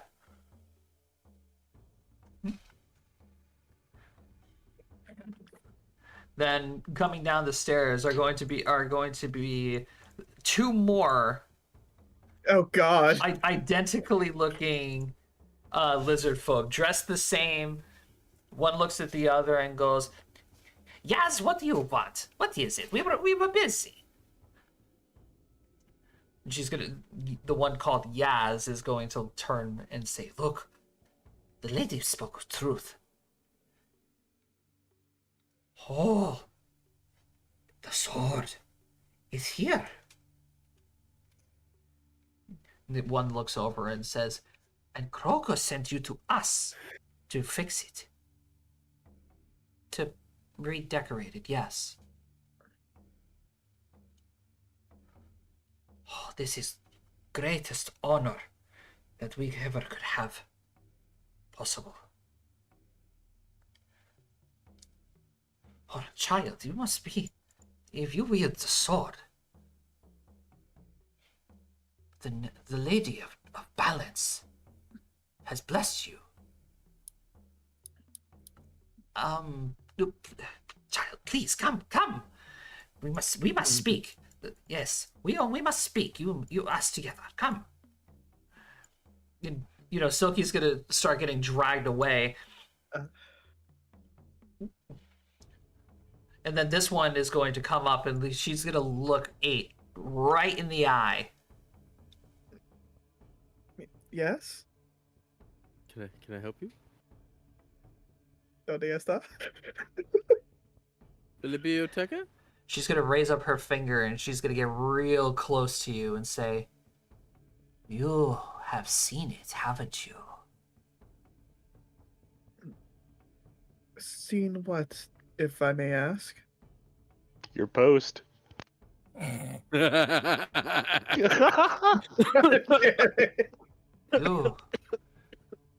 You have seen the eyes of the wolf.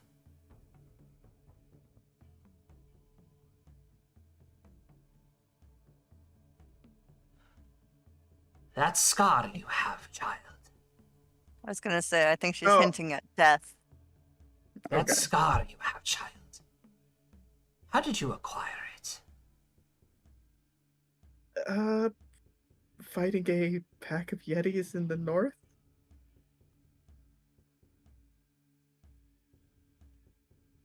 I know elven biology far better than my sister does.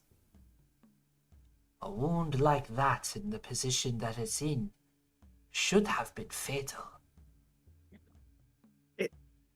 It was. Oh, dearie. You have seen death. Yes? Well, I remember something chasing me in the Underdark, but I haven't seen it as of late.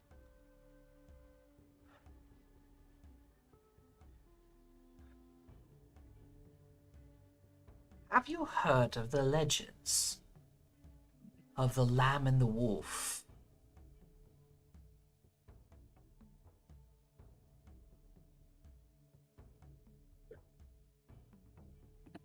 I have not. Indulge the lady. Indulge the lady. I have not. Can you tell me more about it?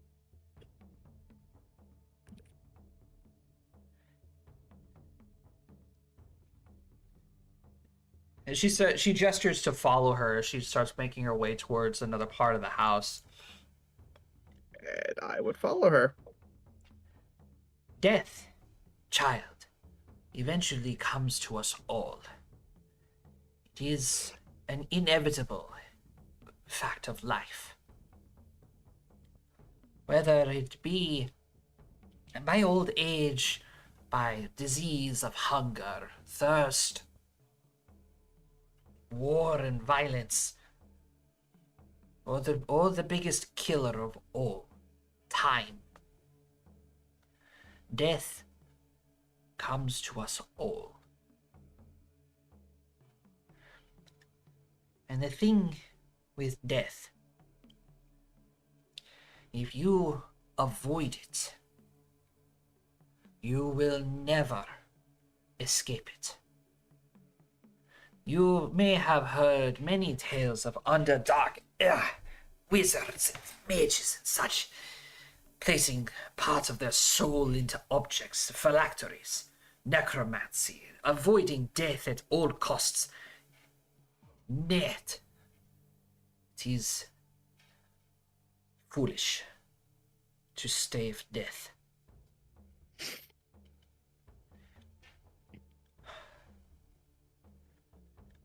Tales of these creatures that are passed on from generation to generation to the tribes.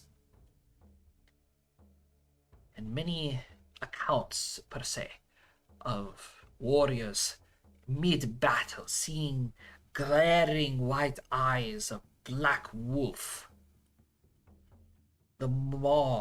Its maw inches from their face, and then seeing light of being alive, brought back. But drives warriors mad. As paranoia sits in, they start seeing those eyes everywhere. Are you talking about, like, you know, she would describe of what they look like, what she saw before? Exactly. You live a dangerous life, adventure, constant violence. You guide Lightbreaker. And yet, you elven royalty. Why put yourself through so much danger? I wouldn't say I'm royalty currently. But even with knowledge of wolf hunting you, surely you would have passed the idea of running into danger every turn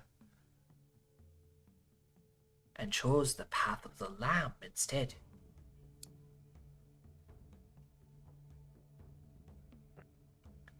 The wolf grants violent death, painful misery.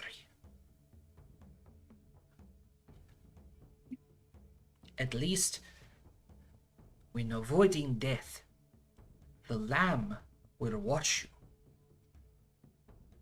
And instead of violent death, the lamb will judge your life and find opportune time to take you. Instead of violence, but peacefully.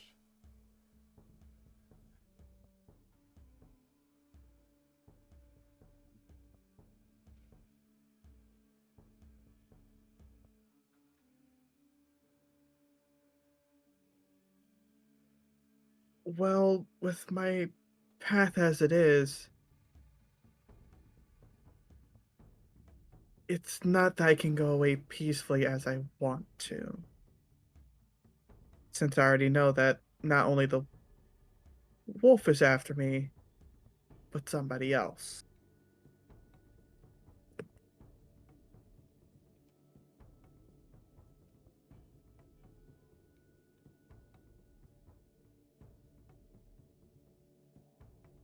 I fear that wolf may not be enough.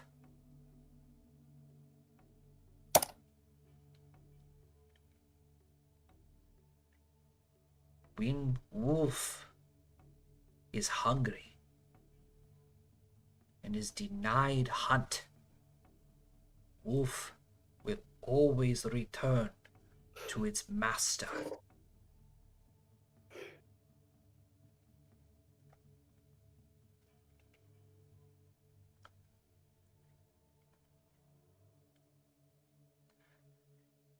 My advice to you, child, avoid the wolf.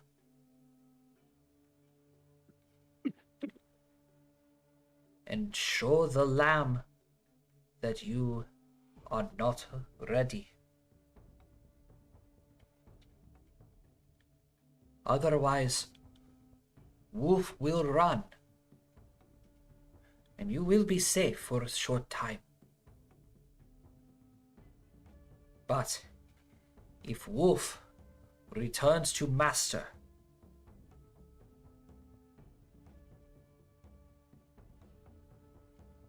you will not outrun death.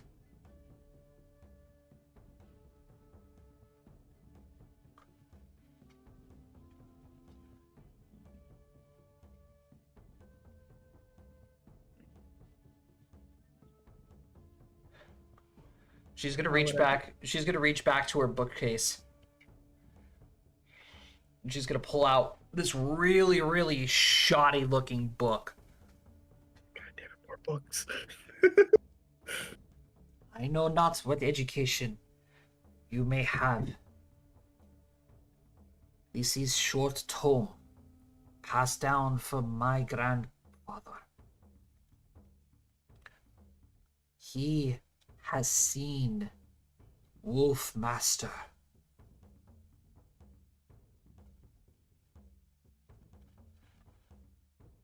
he accounts for everything in this tome. Find someone to translate,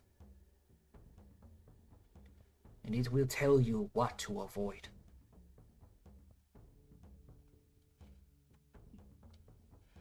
I do not wish to see children as young as you suffer and constantly be feared by hunting of the wolf.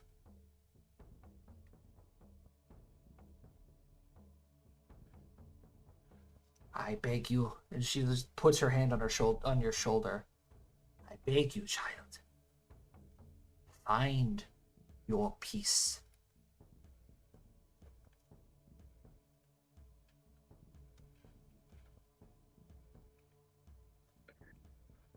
And then she'll just lead you. She'll just go ahead and walk out of the room, leaving you to contemplate what she said with the book in your hands.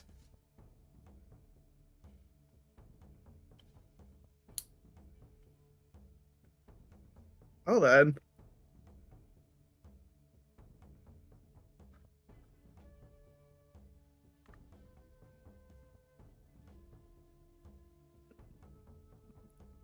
Jacob, what languages do you speak?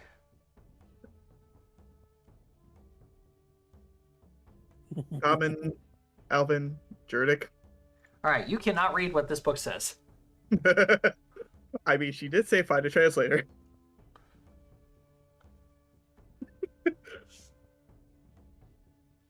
Silky!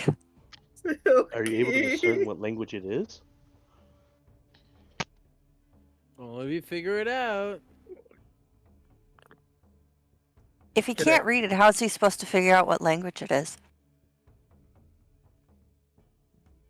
All right, so you're gonna walk back out. Silky's gonna be there waiting for you. Hi, Silky. Oh, you good? It felt like I just got it. You know, I feel like it's alone right now. But on a lesser scale. All right. Well, let's that woman PTSD for the rest of her life. let's get going then. Sure.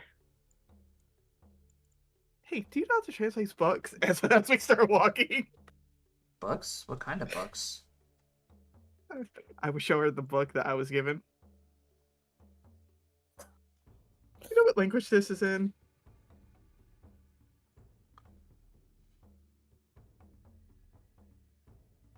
I mean, I can't read it. Let me try something.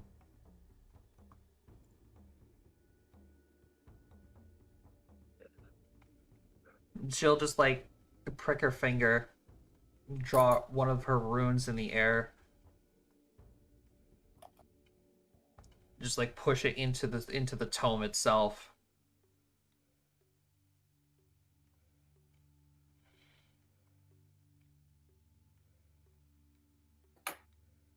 Well, even then I still can't. It's not magical. But it's still, the language is still unknown to me.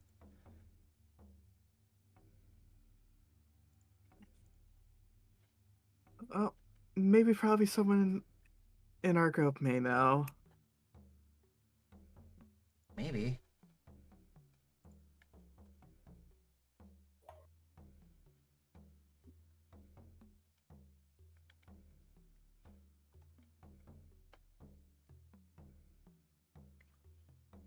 All So right. how did it go on your end with the decoration? It was okay. They were just a little nosy, but other than that, they're okay. Fair enough. It's gonna take them a while to properly do their whole like ritual thing, because they're doing it how their ancestors used to do it, so it's gonna be a little while.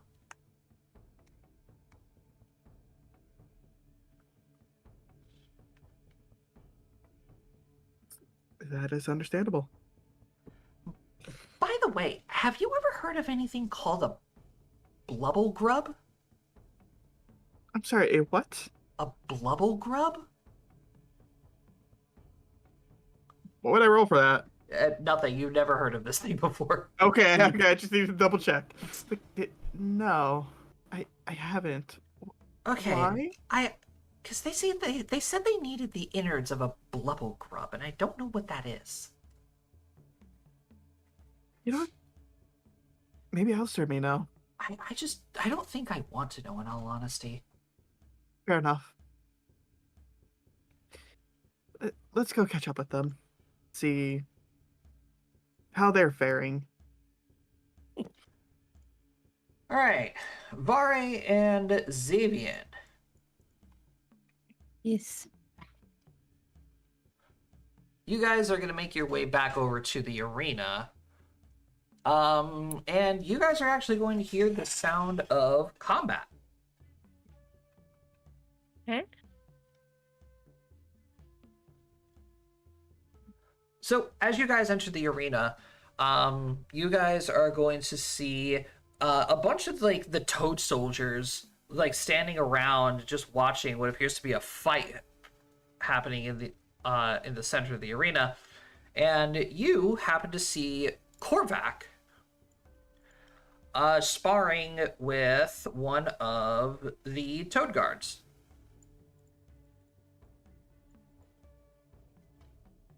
Do we see the goose anywhere? No, you don't. The goose. Well,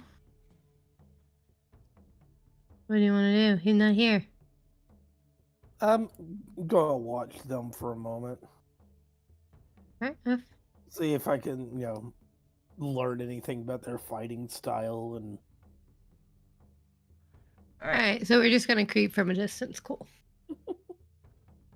Well, not that, but the best person to ask about the goose is right there. I guess that's true. So the Toad Guard and Korvac continue their spar, and you notice Korvac is toying with this guy like horribly. He's literally only dodging his attacks. He's got one hand in his pocket until finally Korvac just like rolls his eyes, turns, and just roundhouses this Toad Guard to the ground. I keep telling you every time, you are predictable. You need to make sure that you keep your enemies on their toes. Ribbit. I only kicked you at 15%. Get up. Ah, now here is a valiant warrior worth fighting. Xavier. Your companion, Vare. Ouch. Vare, if I must be mistaken. Yes? Yes. Never thought I'd see you in the arena at all for the rest of the day, Xavier. Surely you're not looking for more. Not right now, no. I came to pay respects to Gonk. Oh. I'm not sure if Gonk would even understand what your condolences are for. But if you need to know, Gonk is indeed doing very well. His wound has been healed. That's good. Not gonna lie, whenever I saw how much it affected him, I felt a little bad. Ah, no. Gonk is a very special creature. At first, we thought he was just a small little goose. But once we found him, all he did was eat and grow and grow. Next thing we know, he's coming into the camp with a gator. Like how? Where did you get gator from, Gonk? And he just honked at us. We don't know how to speak goose. So you've never seen another one of him, I'm assuming. Honestly, if I knew there were more of Gonk, I would probably shot myself. Okay, fair enough. Give me some time I can speak to Gonk. But no, Gonk, while yes, he is incredibly strong, he is quite fragile. Poor Gonk. You beat up a poor fragile goose. How do you feel? Xavier just stares at Vare like pushing it. There's no need to feel bad for Gonk. This is not first time that Gonk has actually taken beating. Poor Gonk. Yes, all that power, and I try to teach Gonk this. He has power. He does not have the stamina. He needs to not only just hone his own strength, but hone his body as well to take such hits. However, I was not expecting metal of whatever kind your sword is made out of, Xavier. I have never seen that kind of metal before in my life. Surely it must be some kind of trinket or something from desert, no? Actually, this was gifted to me by the dwarves. Ah, even better. Dwarven materials are always of best quality. So, no wonder... You have no idea how right you are. So, no wonder sword was actually able to do so much damage. He was a tough one to actually get through to hit, though. Well, you surely made a name for yourself in tribe. No one has ever been able to take 3 hits from Gonk. It's usually one and done. I have learned a lot in my travels. Some of it has been more humbling than others. If it wouldn't be too much to ask, would you mind teaching some of your experiences? I would not mind. And Mr. Vare, surely a well-respected bard, I would hope. Yeah. Well, as long as you're nothing like Sanjin, then you have my utmost respect already. Oh, thank you. Feelings mutual. He's a little strange. Little would be an understatement. But we would certainly be willing to learn a thing or two from techniques from all over the world. Yeah. Yeah, absolutely.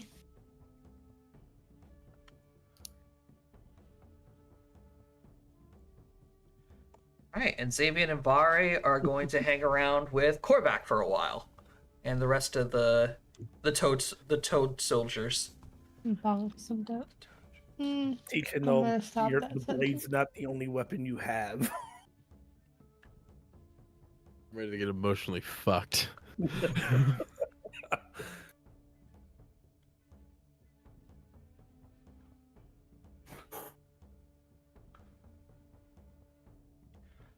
Alright, Alistair, you and Aristella are currently... Croker would have given you the options to either... You can, like, wait for the hunting party to come back, like, at the gate, or if you want, they have, like, a specific tavern that they always go to get a drink or two after everything is done. Oh, shit. They're both public places. God,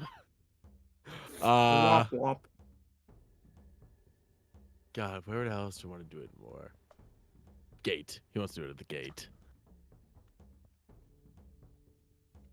He's gonna be leading. You sure you want to do it at the gate? Yeah, you sure? Yeah, because you fuckers are nowhere near it. But I'm going with. Oh, hey, listen, you're probably the only person I allow to come with me. The rest of them, I'm like, I will. Not even your BFF Ragnir? I will chain him to a table. I will chain him to a table. Make sure he can't blink. Alistair's putting every precaution in the book to be like, none of you fuckers are coming near me while I'm doing this. Alistair's just like anxiously whittling like a little piece of wood, leaning against a post, staring at the gate. He's like bubbling, like, what if she doesn't recognize me? Oh shit, it's been so long. It's in like 6-7 years. Oh fuck. I don't know. Aristotle, what do I do? You sound like a nervous mother hen. Sorry, I did. This is my kid. I raised her basically. I haven't seen her in a while. Settle down. I hate having the person. Emotions are useless. But nonetheless, you have them, so you have to deal with them. It makes you human. Allegedly. Pain does make you human, yes.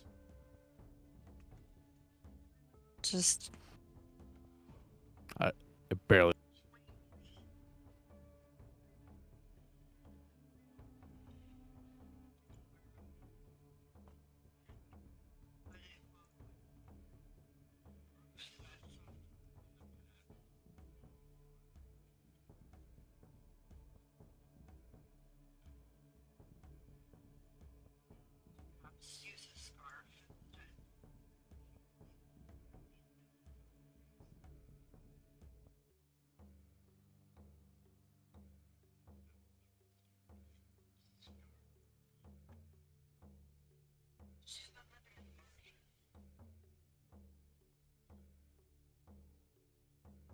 And when you last saw her, her home was on fire, correct?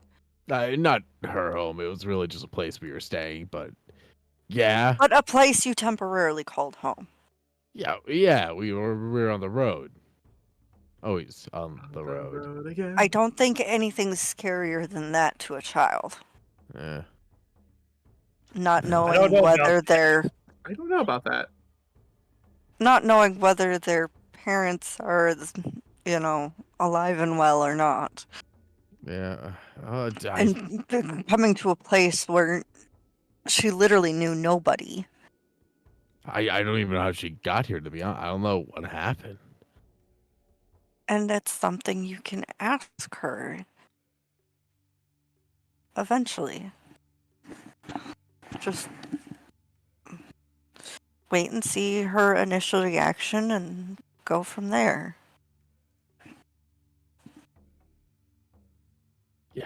Yeah. If she wants to talk, let her talk. If she wants space, give her space. Al's just gonna nod and keep just ferociously whittling the piece of wood in his hand. Yeah, at this point here, it's less whittling and more like stabbing. Oh, it is just straight on. No, I eroding this can wood. see him literally making like kindling at this point. Yeah, it's just shaving a piece of wood. There's no actual carving or anything going on. He's just making wood chips. Wood. Did it start off on a real Wood. carving? Probably. It's not anymore. Fuck.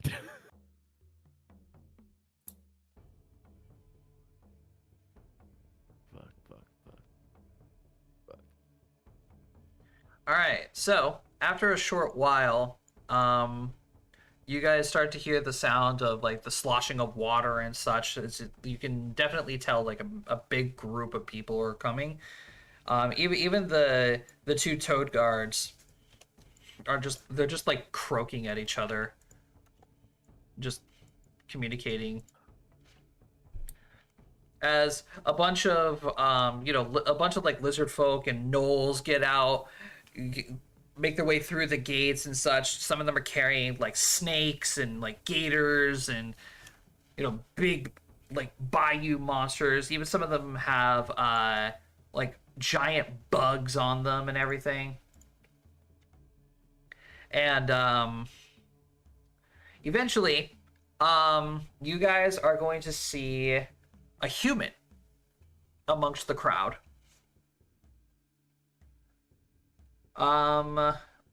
Riding what appears to be a giant lizard. Oh boy. She has tamed a lizard. Oh boy. Listen, she's my kid. She's very skilled.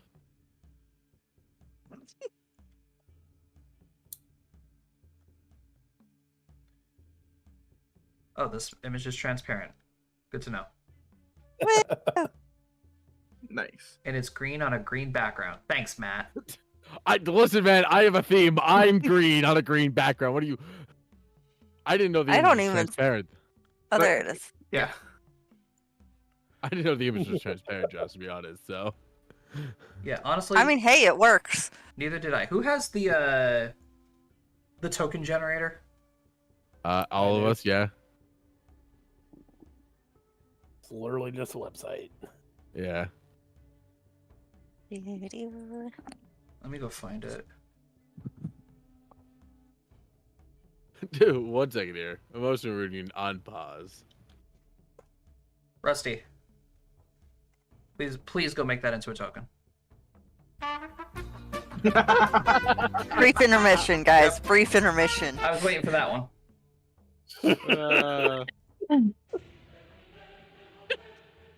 Oh my gosh, the fucking. I forgot I added that one.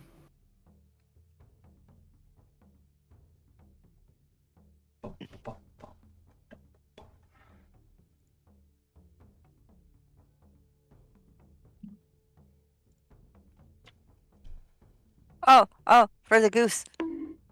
Fuck. Ah, yes. Mess The with goose. the See, honk. did I beat Mess with the honk, you get the bonk. I may have Honk. beat Rusty, to be honest, because I had the files. Oh yeah. All right. Oh, hold on. I'm getting a phone call.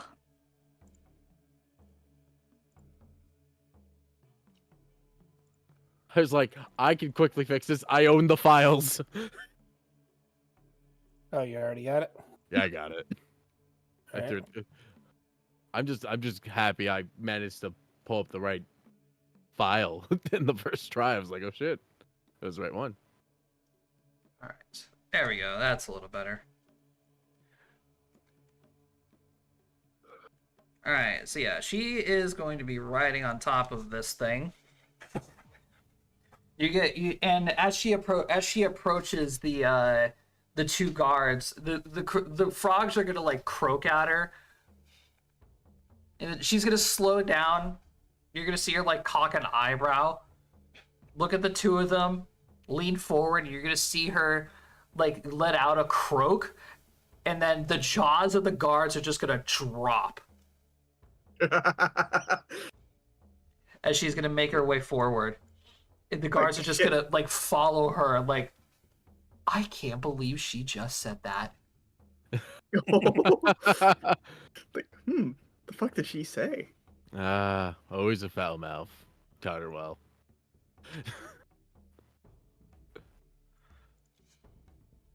So I assume we're like a little bit away, and like I look over at her. It's like, and sure enough, like she instantly like looks over, like, oh, new people in our village, and she locks eyes with the two of you. Alistair's, no pun intended, frog in the fucking throat right now. God,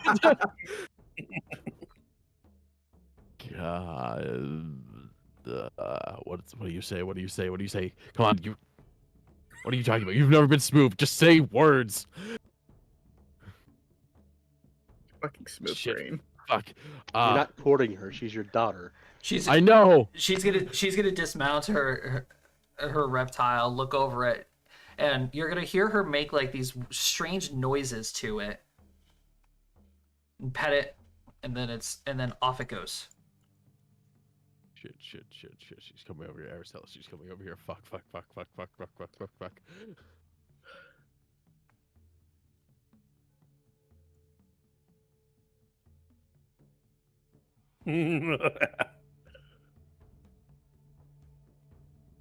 Casually puts away carving knife.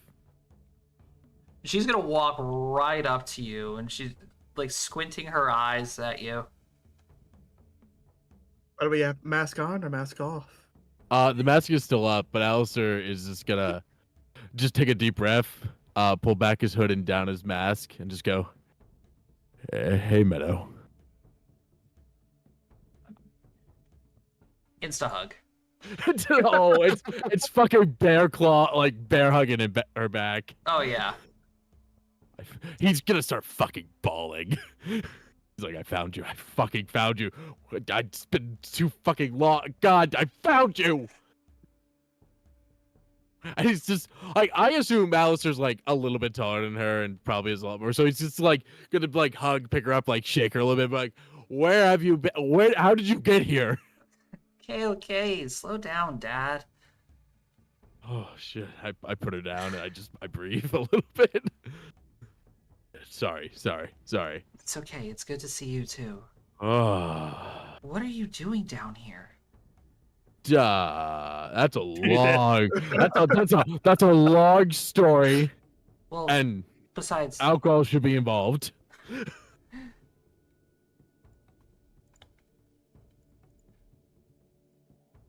I mean, short things short. I found a group of idiots, points there, Stella, and we ended up here for some pretty important business. And it just so happened that I learned through information channels that you may or may not were here. So I'm like, we're fucking going. Let's fucking go. I hate to ruin this touching moment, but I have to get going, actually. Oh, It's I have a okay. really early shift in the morning. It's okay. all good. it's Good okay. night, Spooky. Have a good night. Have a wonderful night. Bye. Good night. Bye.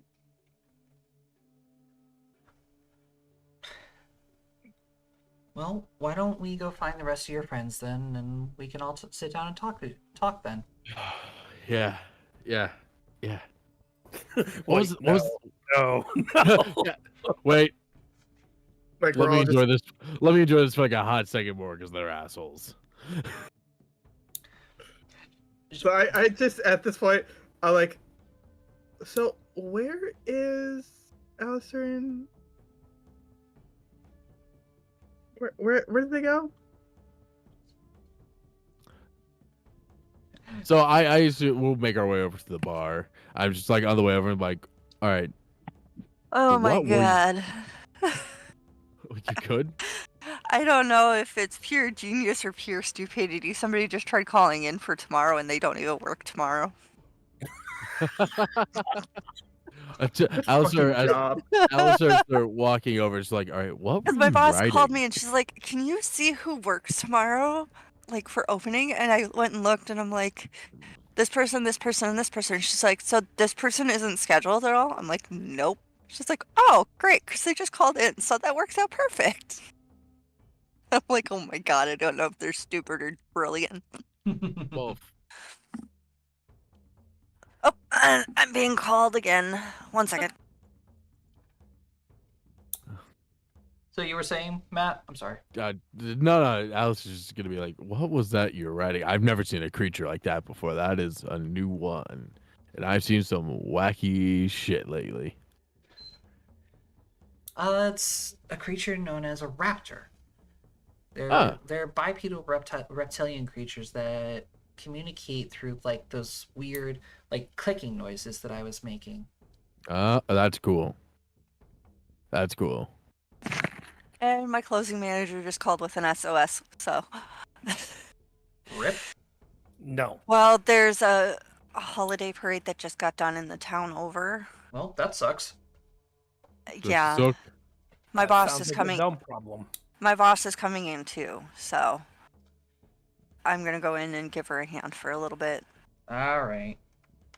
fine. I'm gonna listen in on. I'm gonna put a earbud in and listen in, but It's all right. We're not gonna be going much longer. Yeah. I kind of figured. You know, it's already 9 o'clock. We usually go till like 10:30 at the latest. So, Yeah. Yep. all right. I will talk to you guys in a bit. Where on earth did you find a raptor? There was a pack of them that was kind of terrorizing the village a couple years ago. Oh. Smart move. Oh yeah, they're really, really fast. Oh, nice. Oh God, can't believe it took me so long to find you, and you've been down here the whole time. Yeah, kind of weird, as a matter of fact. Well, I would like. I've been looking around Silence and Gindhilder the entire time because that's where I lost you. Yeah, it's kind of a crazy story how I got down here. Oh, trust me, we're gonna have some stories to tell. Also, Padfoot. Yeah, it's a stupid name that the village gave me. Alistair kind of just the come on.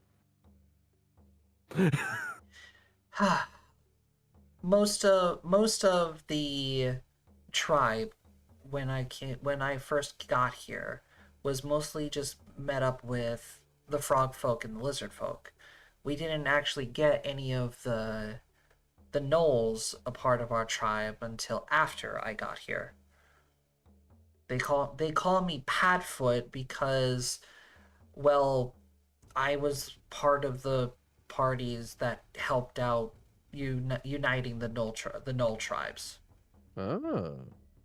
and also because I'm the only other race in the village that has some kind of padding on their feet. And I'm the only one who wears shoes.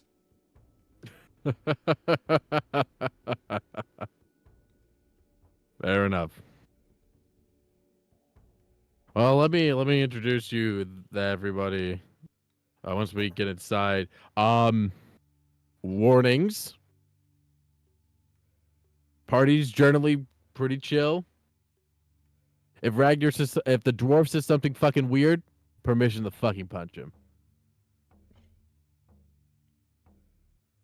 Believe me, I've had to learn like 7 different languages in order to keep up with everybody in this village. God, you're doing so. I can barely speak Elven. I only learned that out of courtesy. I have to deal with Korvac every day. I think I can handle your dwarven friends.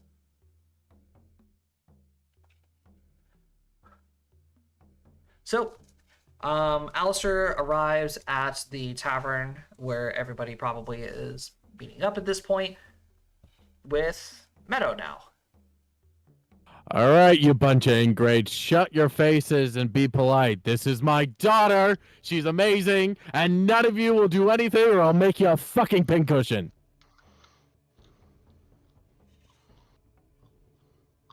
I just turned into an owl in front of them. And literally flip you the bird. One second here. Open character sheet. Oh, damn it. I don't have an unarmed strike made of this character. Ooh.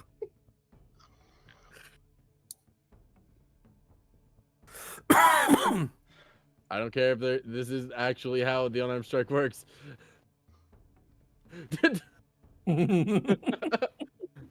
Now watch. I was about to say 19. That's 22 a hit. Yeah, that's 22 a hit. 19? 19 will match. 19 matches. You just run up, punch a bird. Whoo. Yeah, I had that one coming. It was worth it. The first one was a fake out. Alistair is also left-handed. Oh, you don't want my left hook, motherfucker. Listen, I think I can survive your right hook or your left hook, buddy, with given your damage outputs. Silky's gonna look up and say, "It's a pleasure to meet you. Would you like to join us for dinner?" "Oh, please. I haven't eaten since morning." All right, Meadow. So this asshole who turned into a bird, that's 8. This is Aristella. That she was with me at the gate. This lunk of muscle to my right here is Xavian. Next to that lunk of muscle is another lunk of muscle named Vare. That's Ragnar. Dwarf. Yeah. And right next to you is Silky. Pleasure to make your acquaintance. It's a pleasure to meet all of you as well. You will notice that Alistair has been his hood has been down the whole time. His face has been covered the whole time. See, it's This a is a special rare occasion for you side. to be so revealed. Listen here,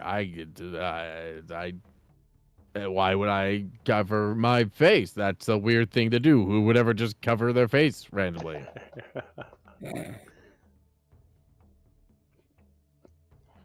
Well, it's good to see that you're happy.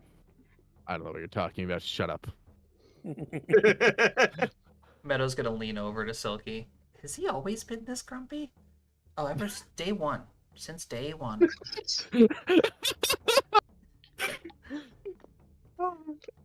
Sounds about right. Oh, I'm grumpy because I care. Well, as you can see, Dad, I'm perfectly fine. Oh, thank God. Well, you were gone for 6 years, and I had no idea what happened to you after the fire, and it's just, Well, maybe I should actually, explain kind of what I would happened. love that, please, because I woke up 3 days later and no hide nor hair of you, and I tracked. Ooh, I spent a good couple of months tracking everything I could find. Well, it was really weird. Cause, like, when the fire happened, it was really, really difficult to remember what happened. This, with, the smoke and everything, just, I mean, I barely made it out alive. I had a few cuts and burns and this, that, but nothing serious. The problem was who got me out of the building. Didn't I grab you out of the building? Well, I guess it was you? I remember grabbing you and diving out of a window. Oh, so that's where that pain in my back came from. I'm sorry. It was a set. We were on the second floor. There was a fire. It was either out the window, tuck and roll, hope to God you don't get hurt, or fire.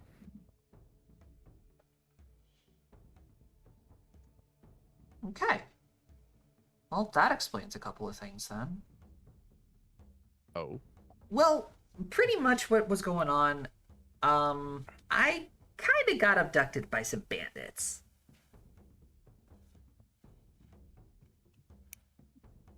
Thought I checked all the local bandits. Yeah.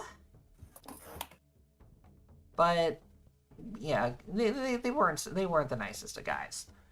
Oh. Pretty much I got abducted and sent on my way, out of the continent of where silence rules over, and then making my way down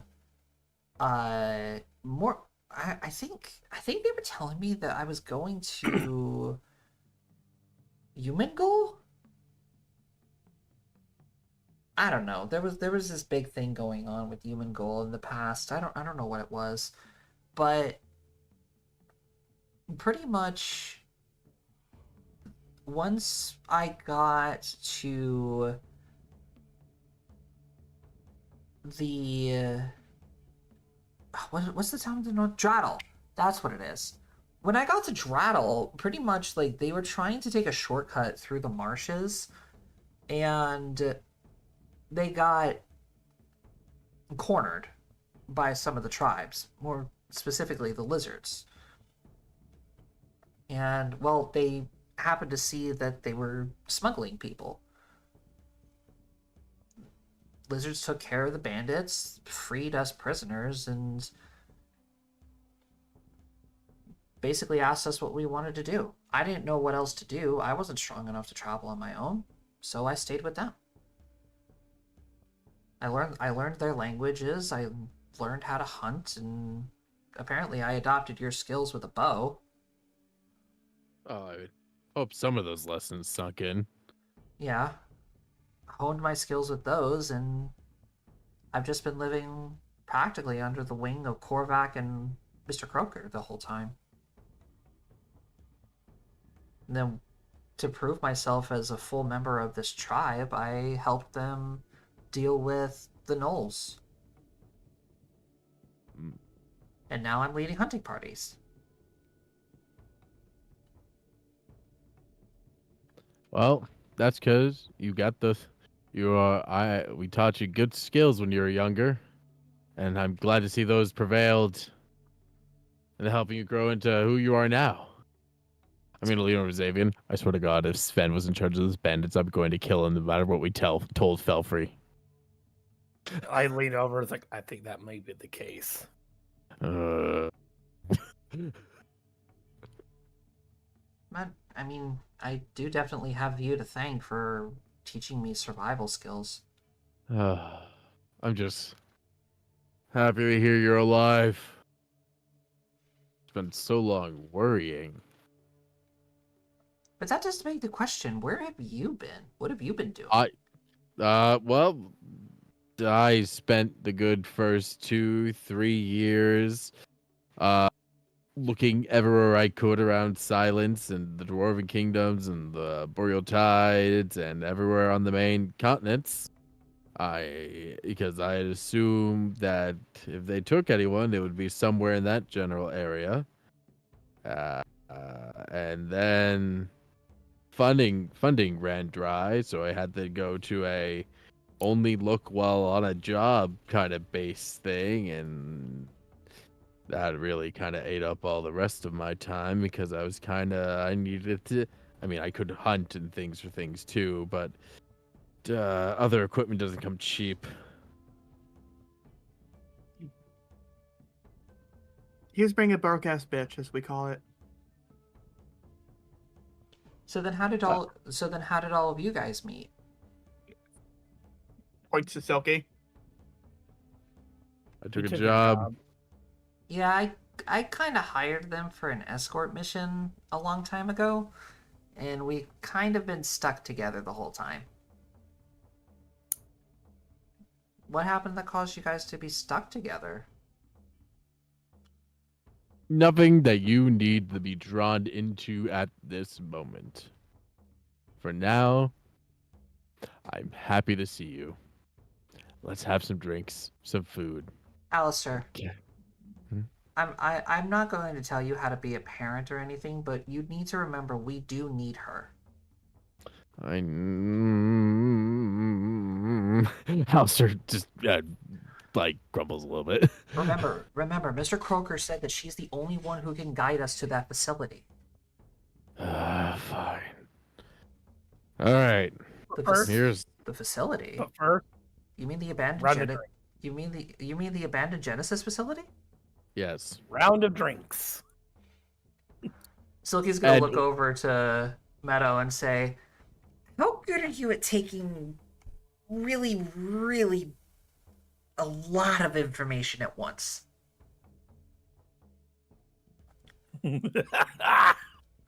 Yeah, there's a lot that's been going on with us. Can't we just tell her we don't need to break her brain in two?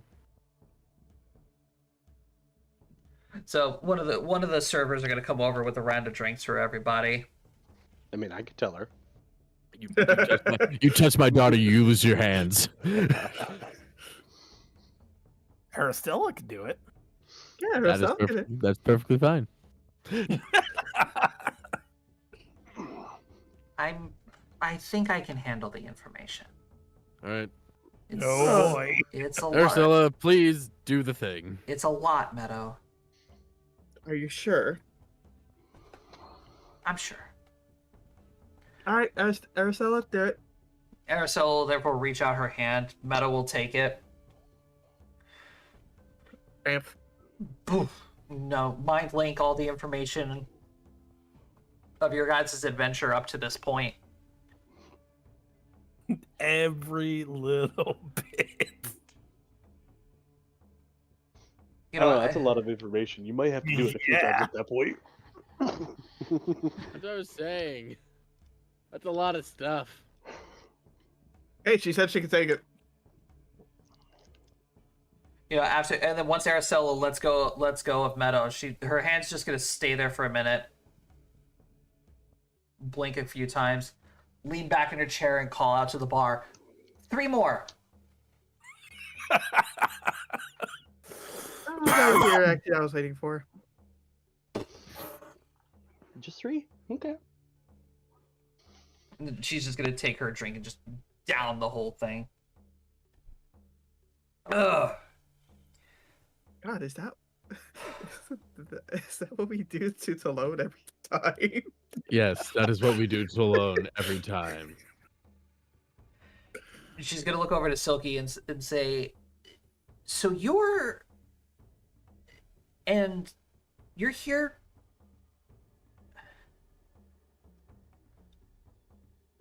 She's gonna turn back and just like bite on her finger.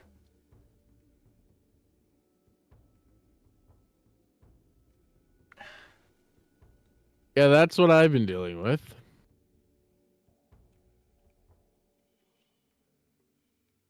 Does Mr. Croker know? Yes. Yep.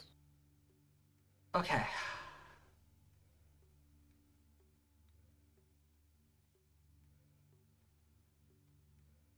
Oh boy. I don't even know where to start. Wherever you feel comfortable.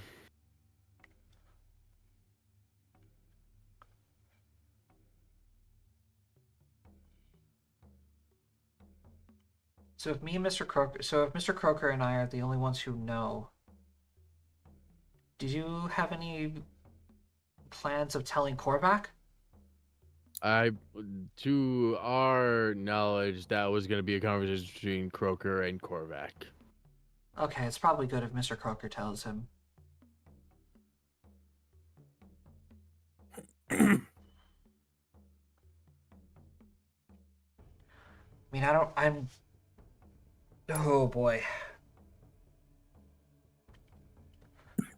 I didn't realize there was so many things going on beyond the marsh. I don't think anyone expected you to.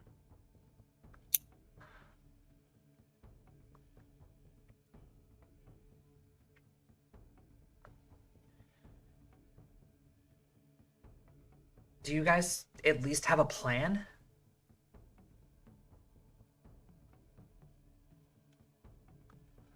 The current plan that we have right now is to have the decorators of your tribe do their work on the Sword of Silence while we do our investigations of the Genesis facility.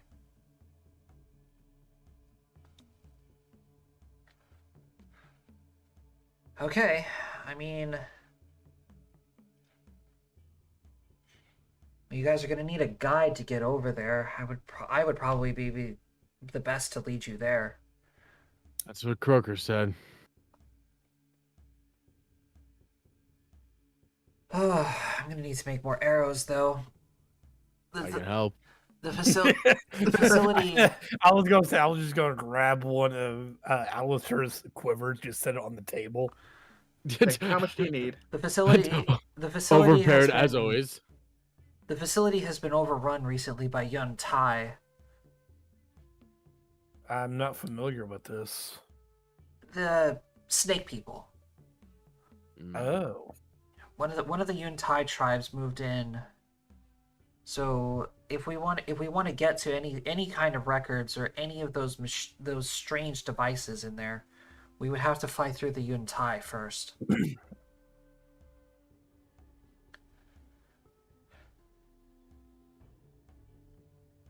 Well, if needed, we do it. Sadly, the way things are most of the time around here. And whatever information that facility has, we can definitely use.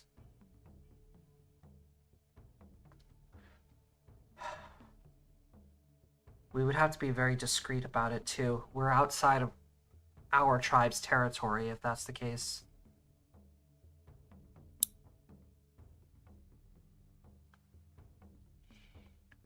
But judging by what you guys went through, taking down a few Yuntai isn't going to be a problem.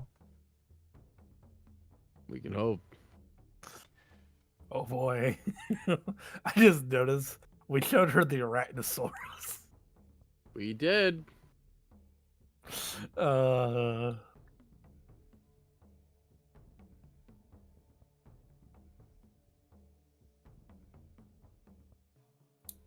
But are we really going to war? As a thing, if things continue on this course, then yes. We're doing all we can to prevent it, but there's only so much one can do.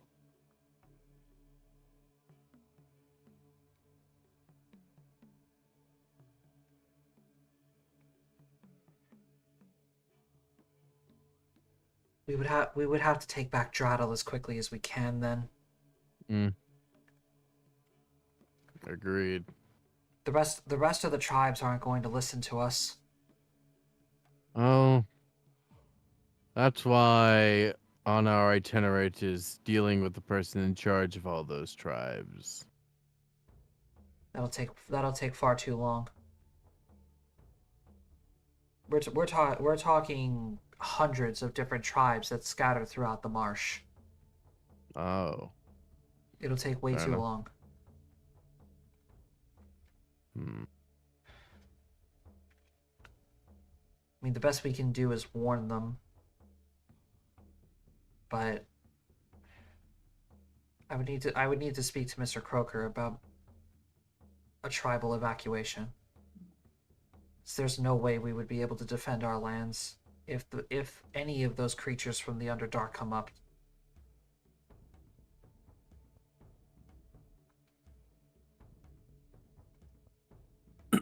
Those holes that you all found throughout your journeys, are those common? Not to our knowledge, but we don't fully know the extent of them also, so. We've only came across 2. Okay. Because I know of the location of one myself. Oh? Probably how they took Draddle.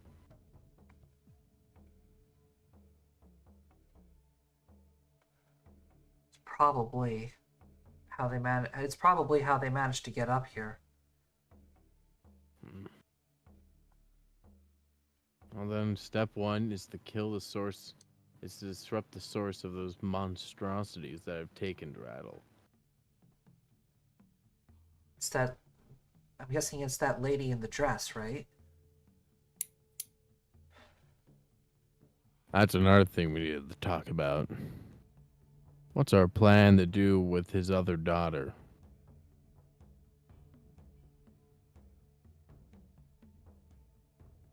We know what happened last time when one died.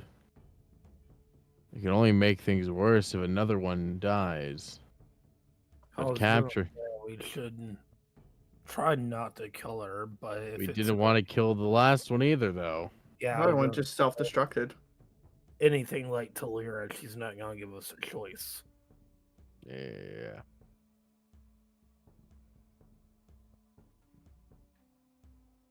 It is most likely that she's going to seek revenge for her sister. That's the problem. I don't want to have to kill her.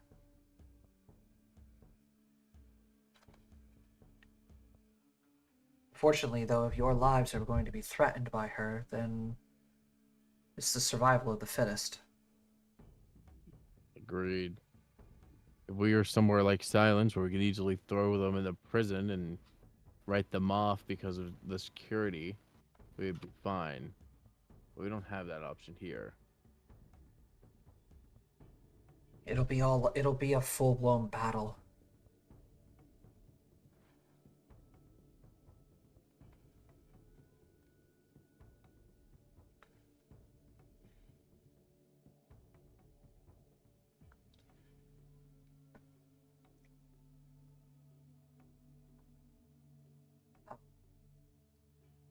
I'll have to speak with Mr. Croker about this tomorrow. This is something that is not. This cannot go ignored. Agreed. But until then, she's gonna look over to Ragnar. What was the whole purpose of the clown?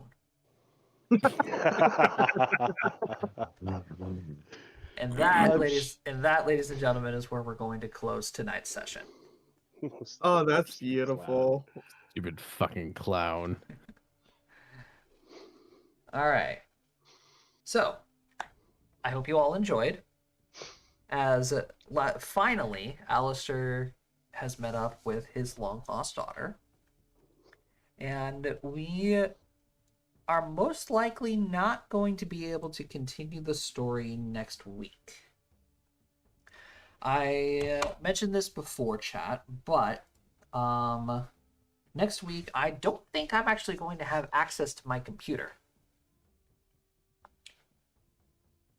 So, we are going to continue Luavara the week after. So, the 19th of December, we will continue the story, and then judging on what everybody's schedules look like, we might play on the 26th. It all just depends. So stay tuned, keep an eye on all of my socials and such, and I hope to see you guys then. But thank you all for watching, and of course, we will see you guys next time. Stay safe out there.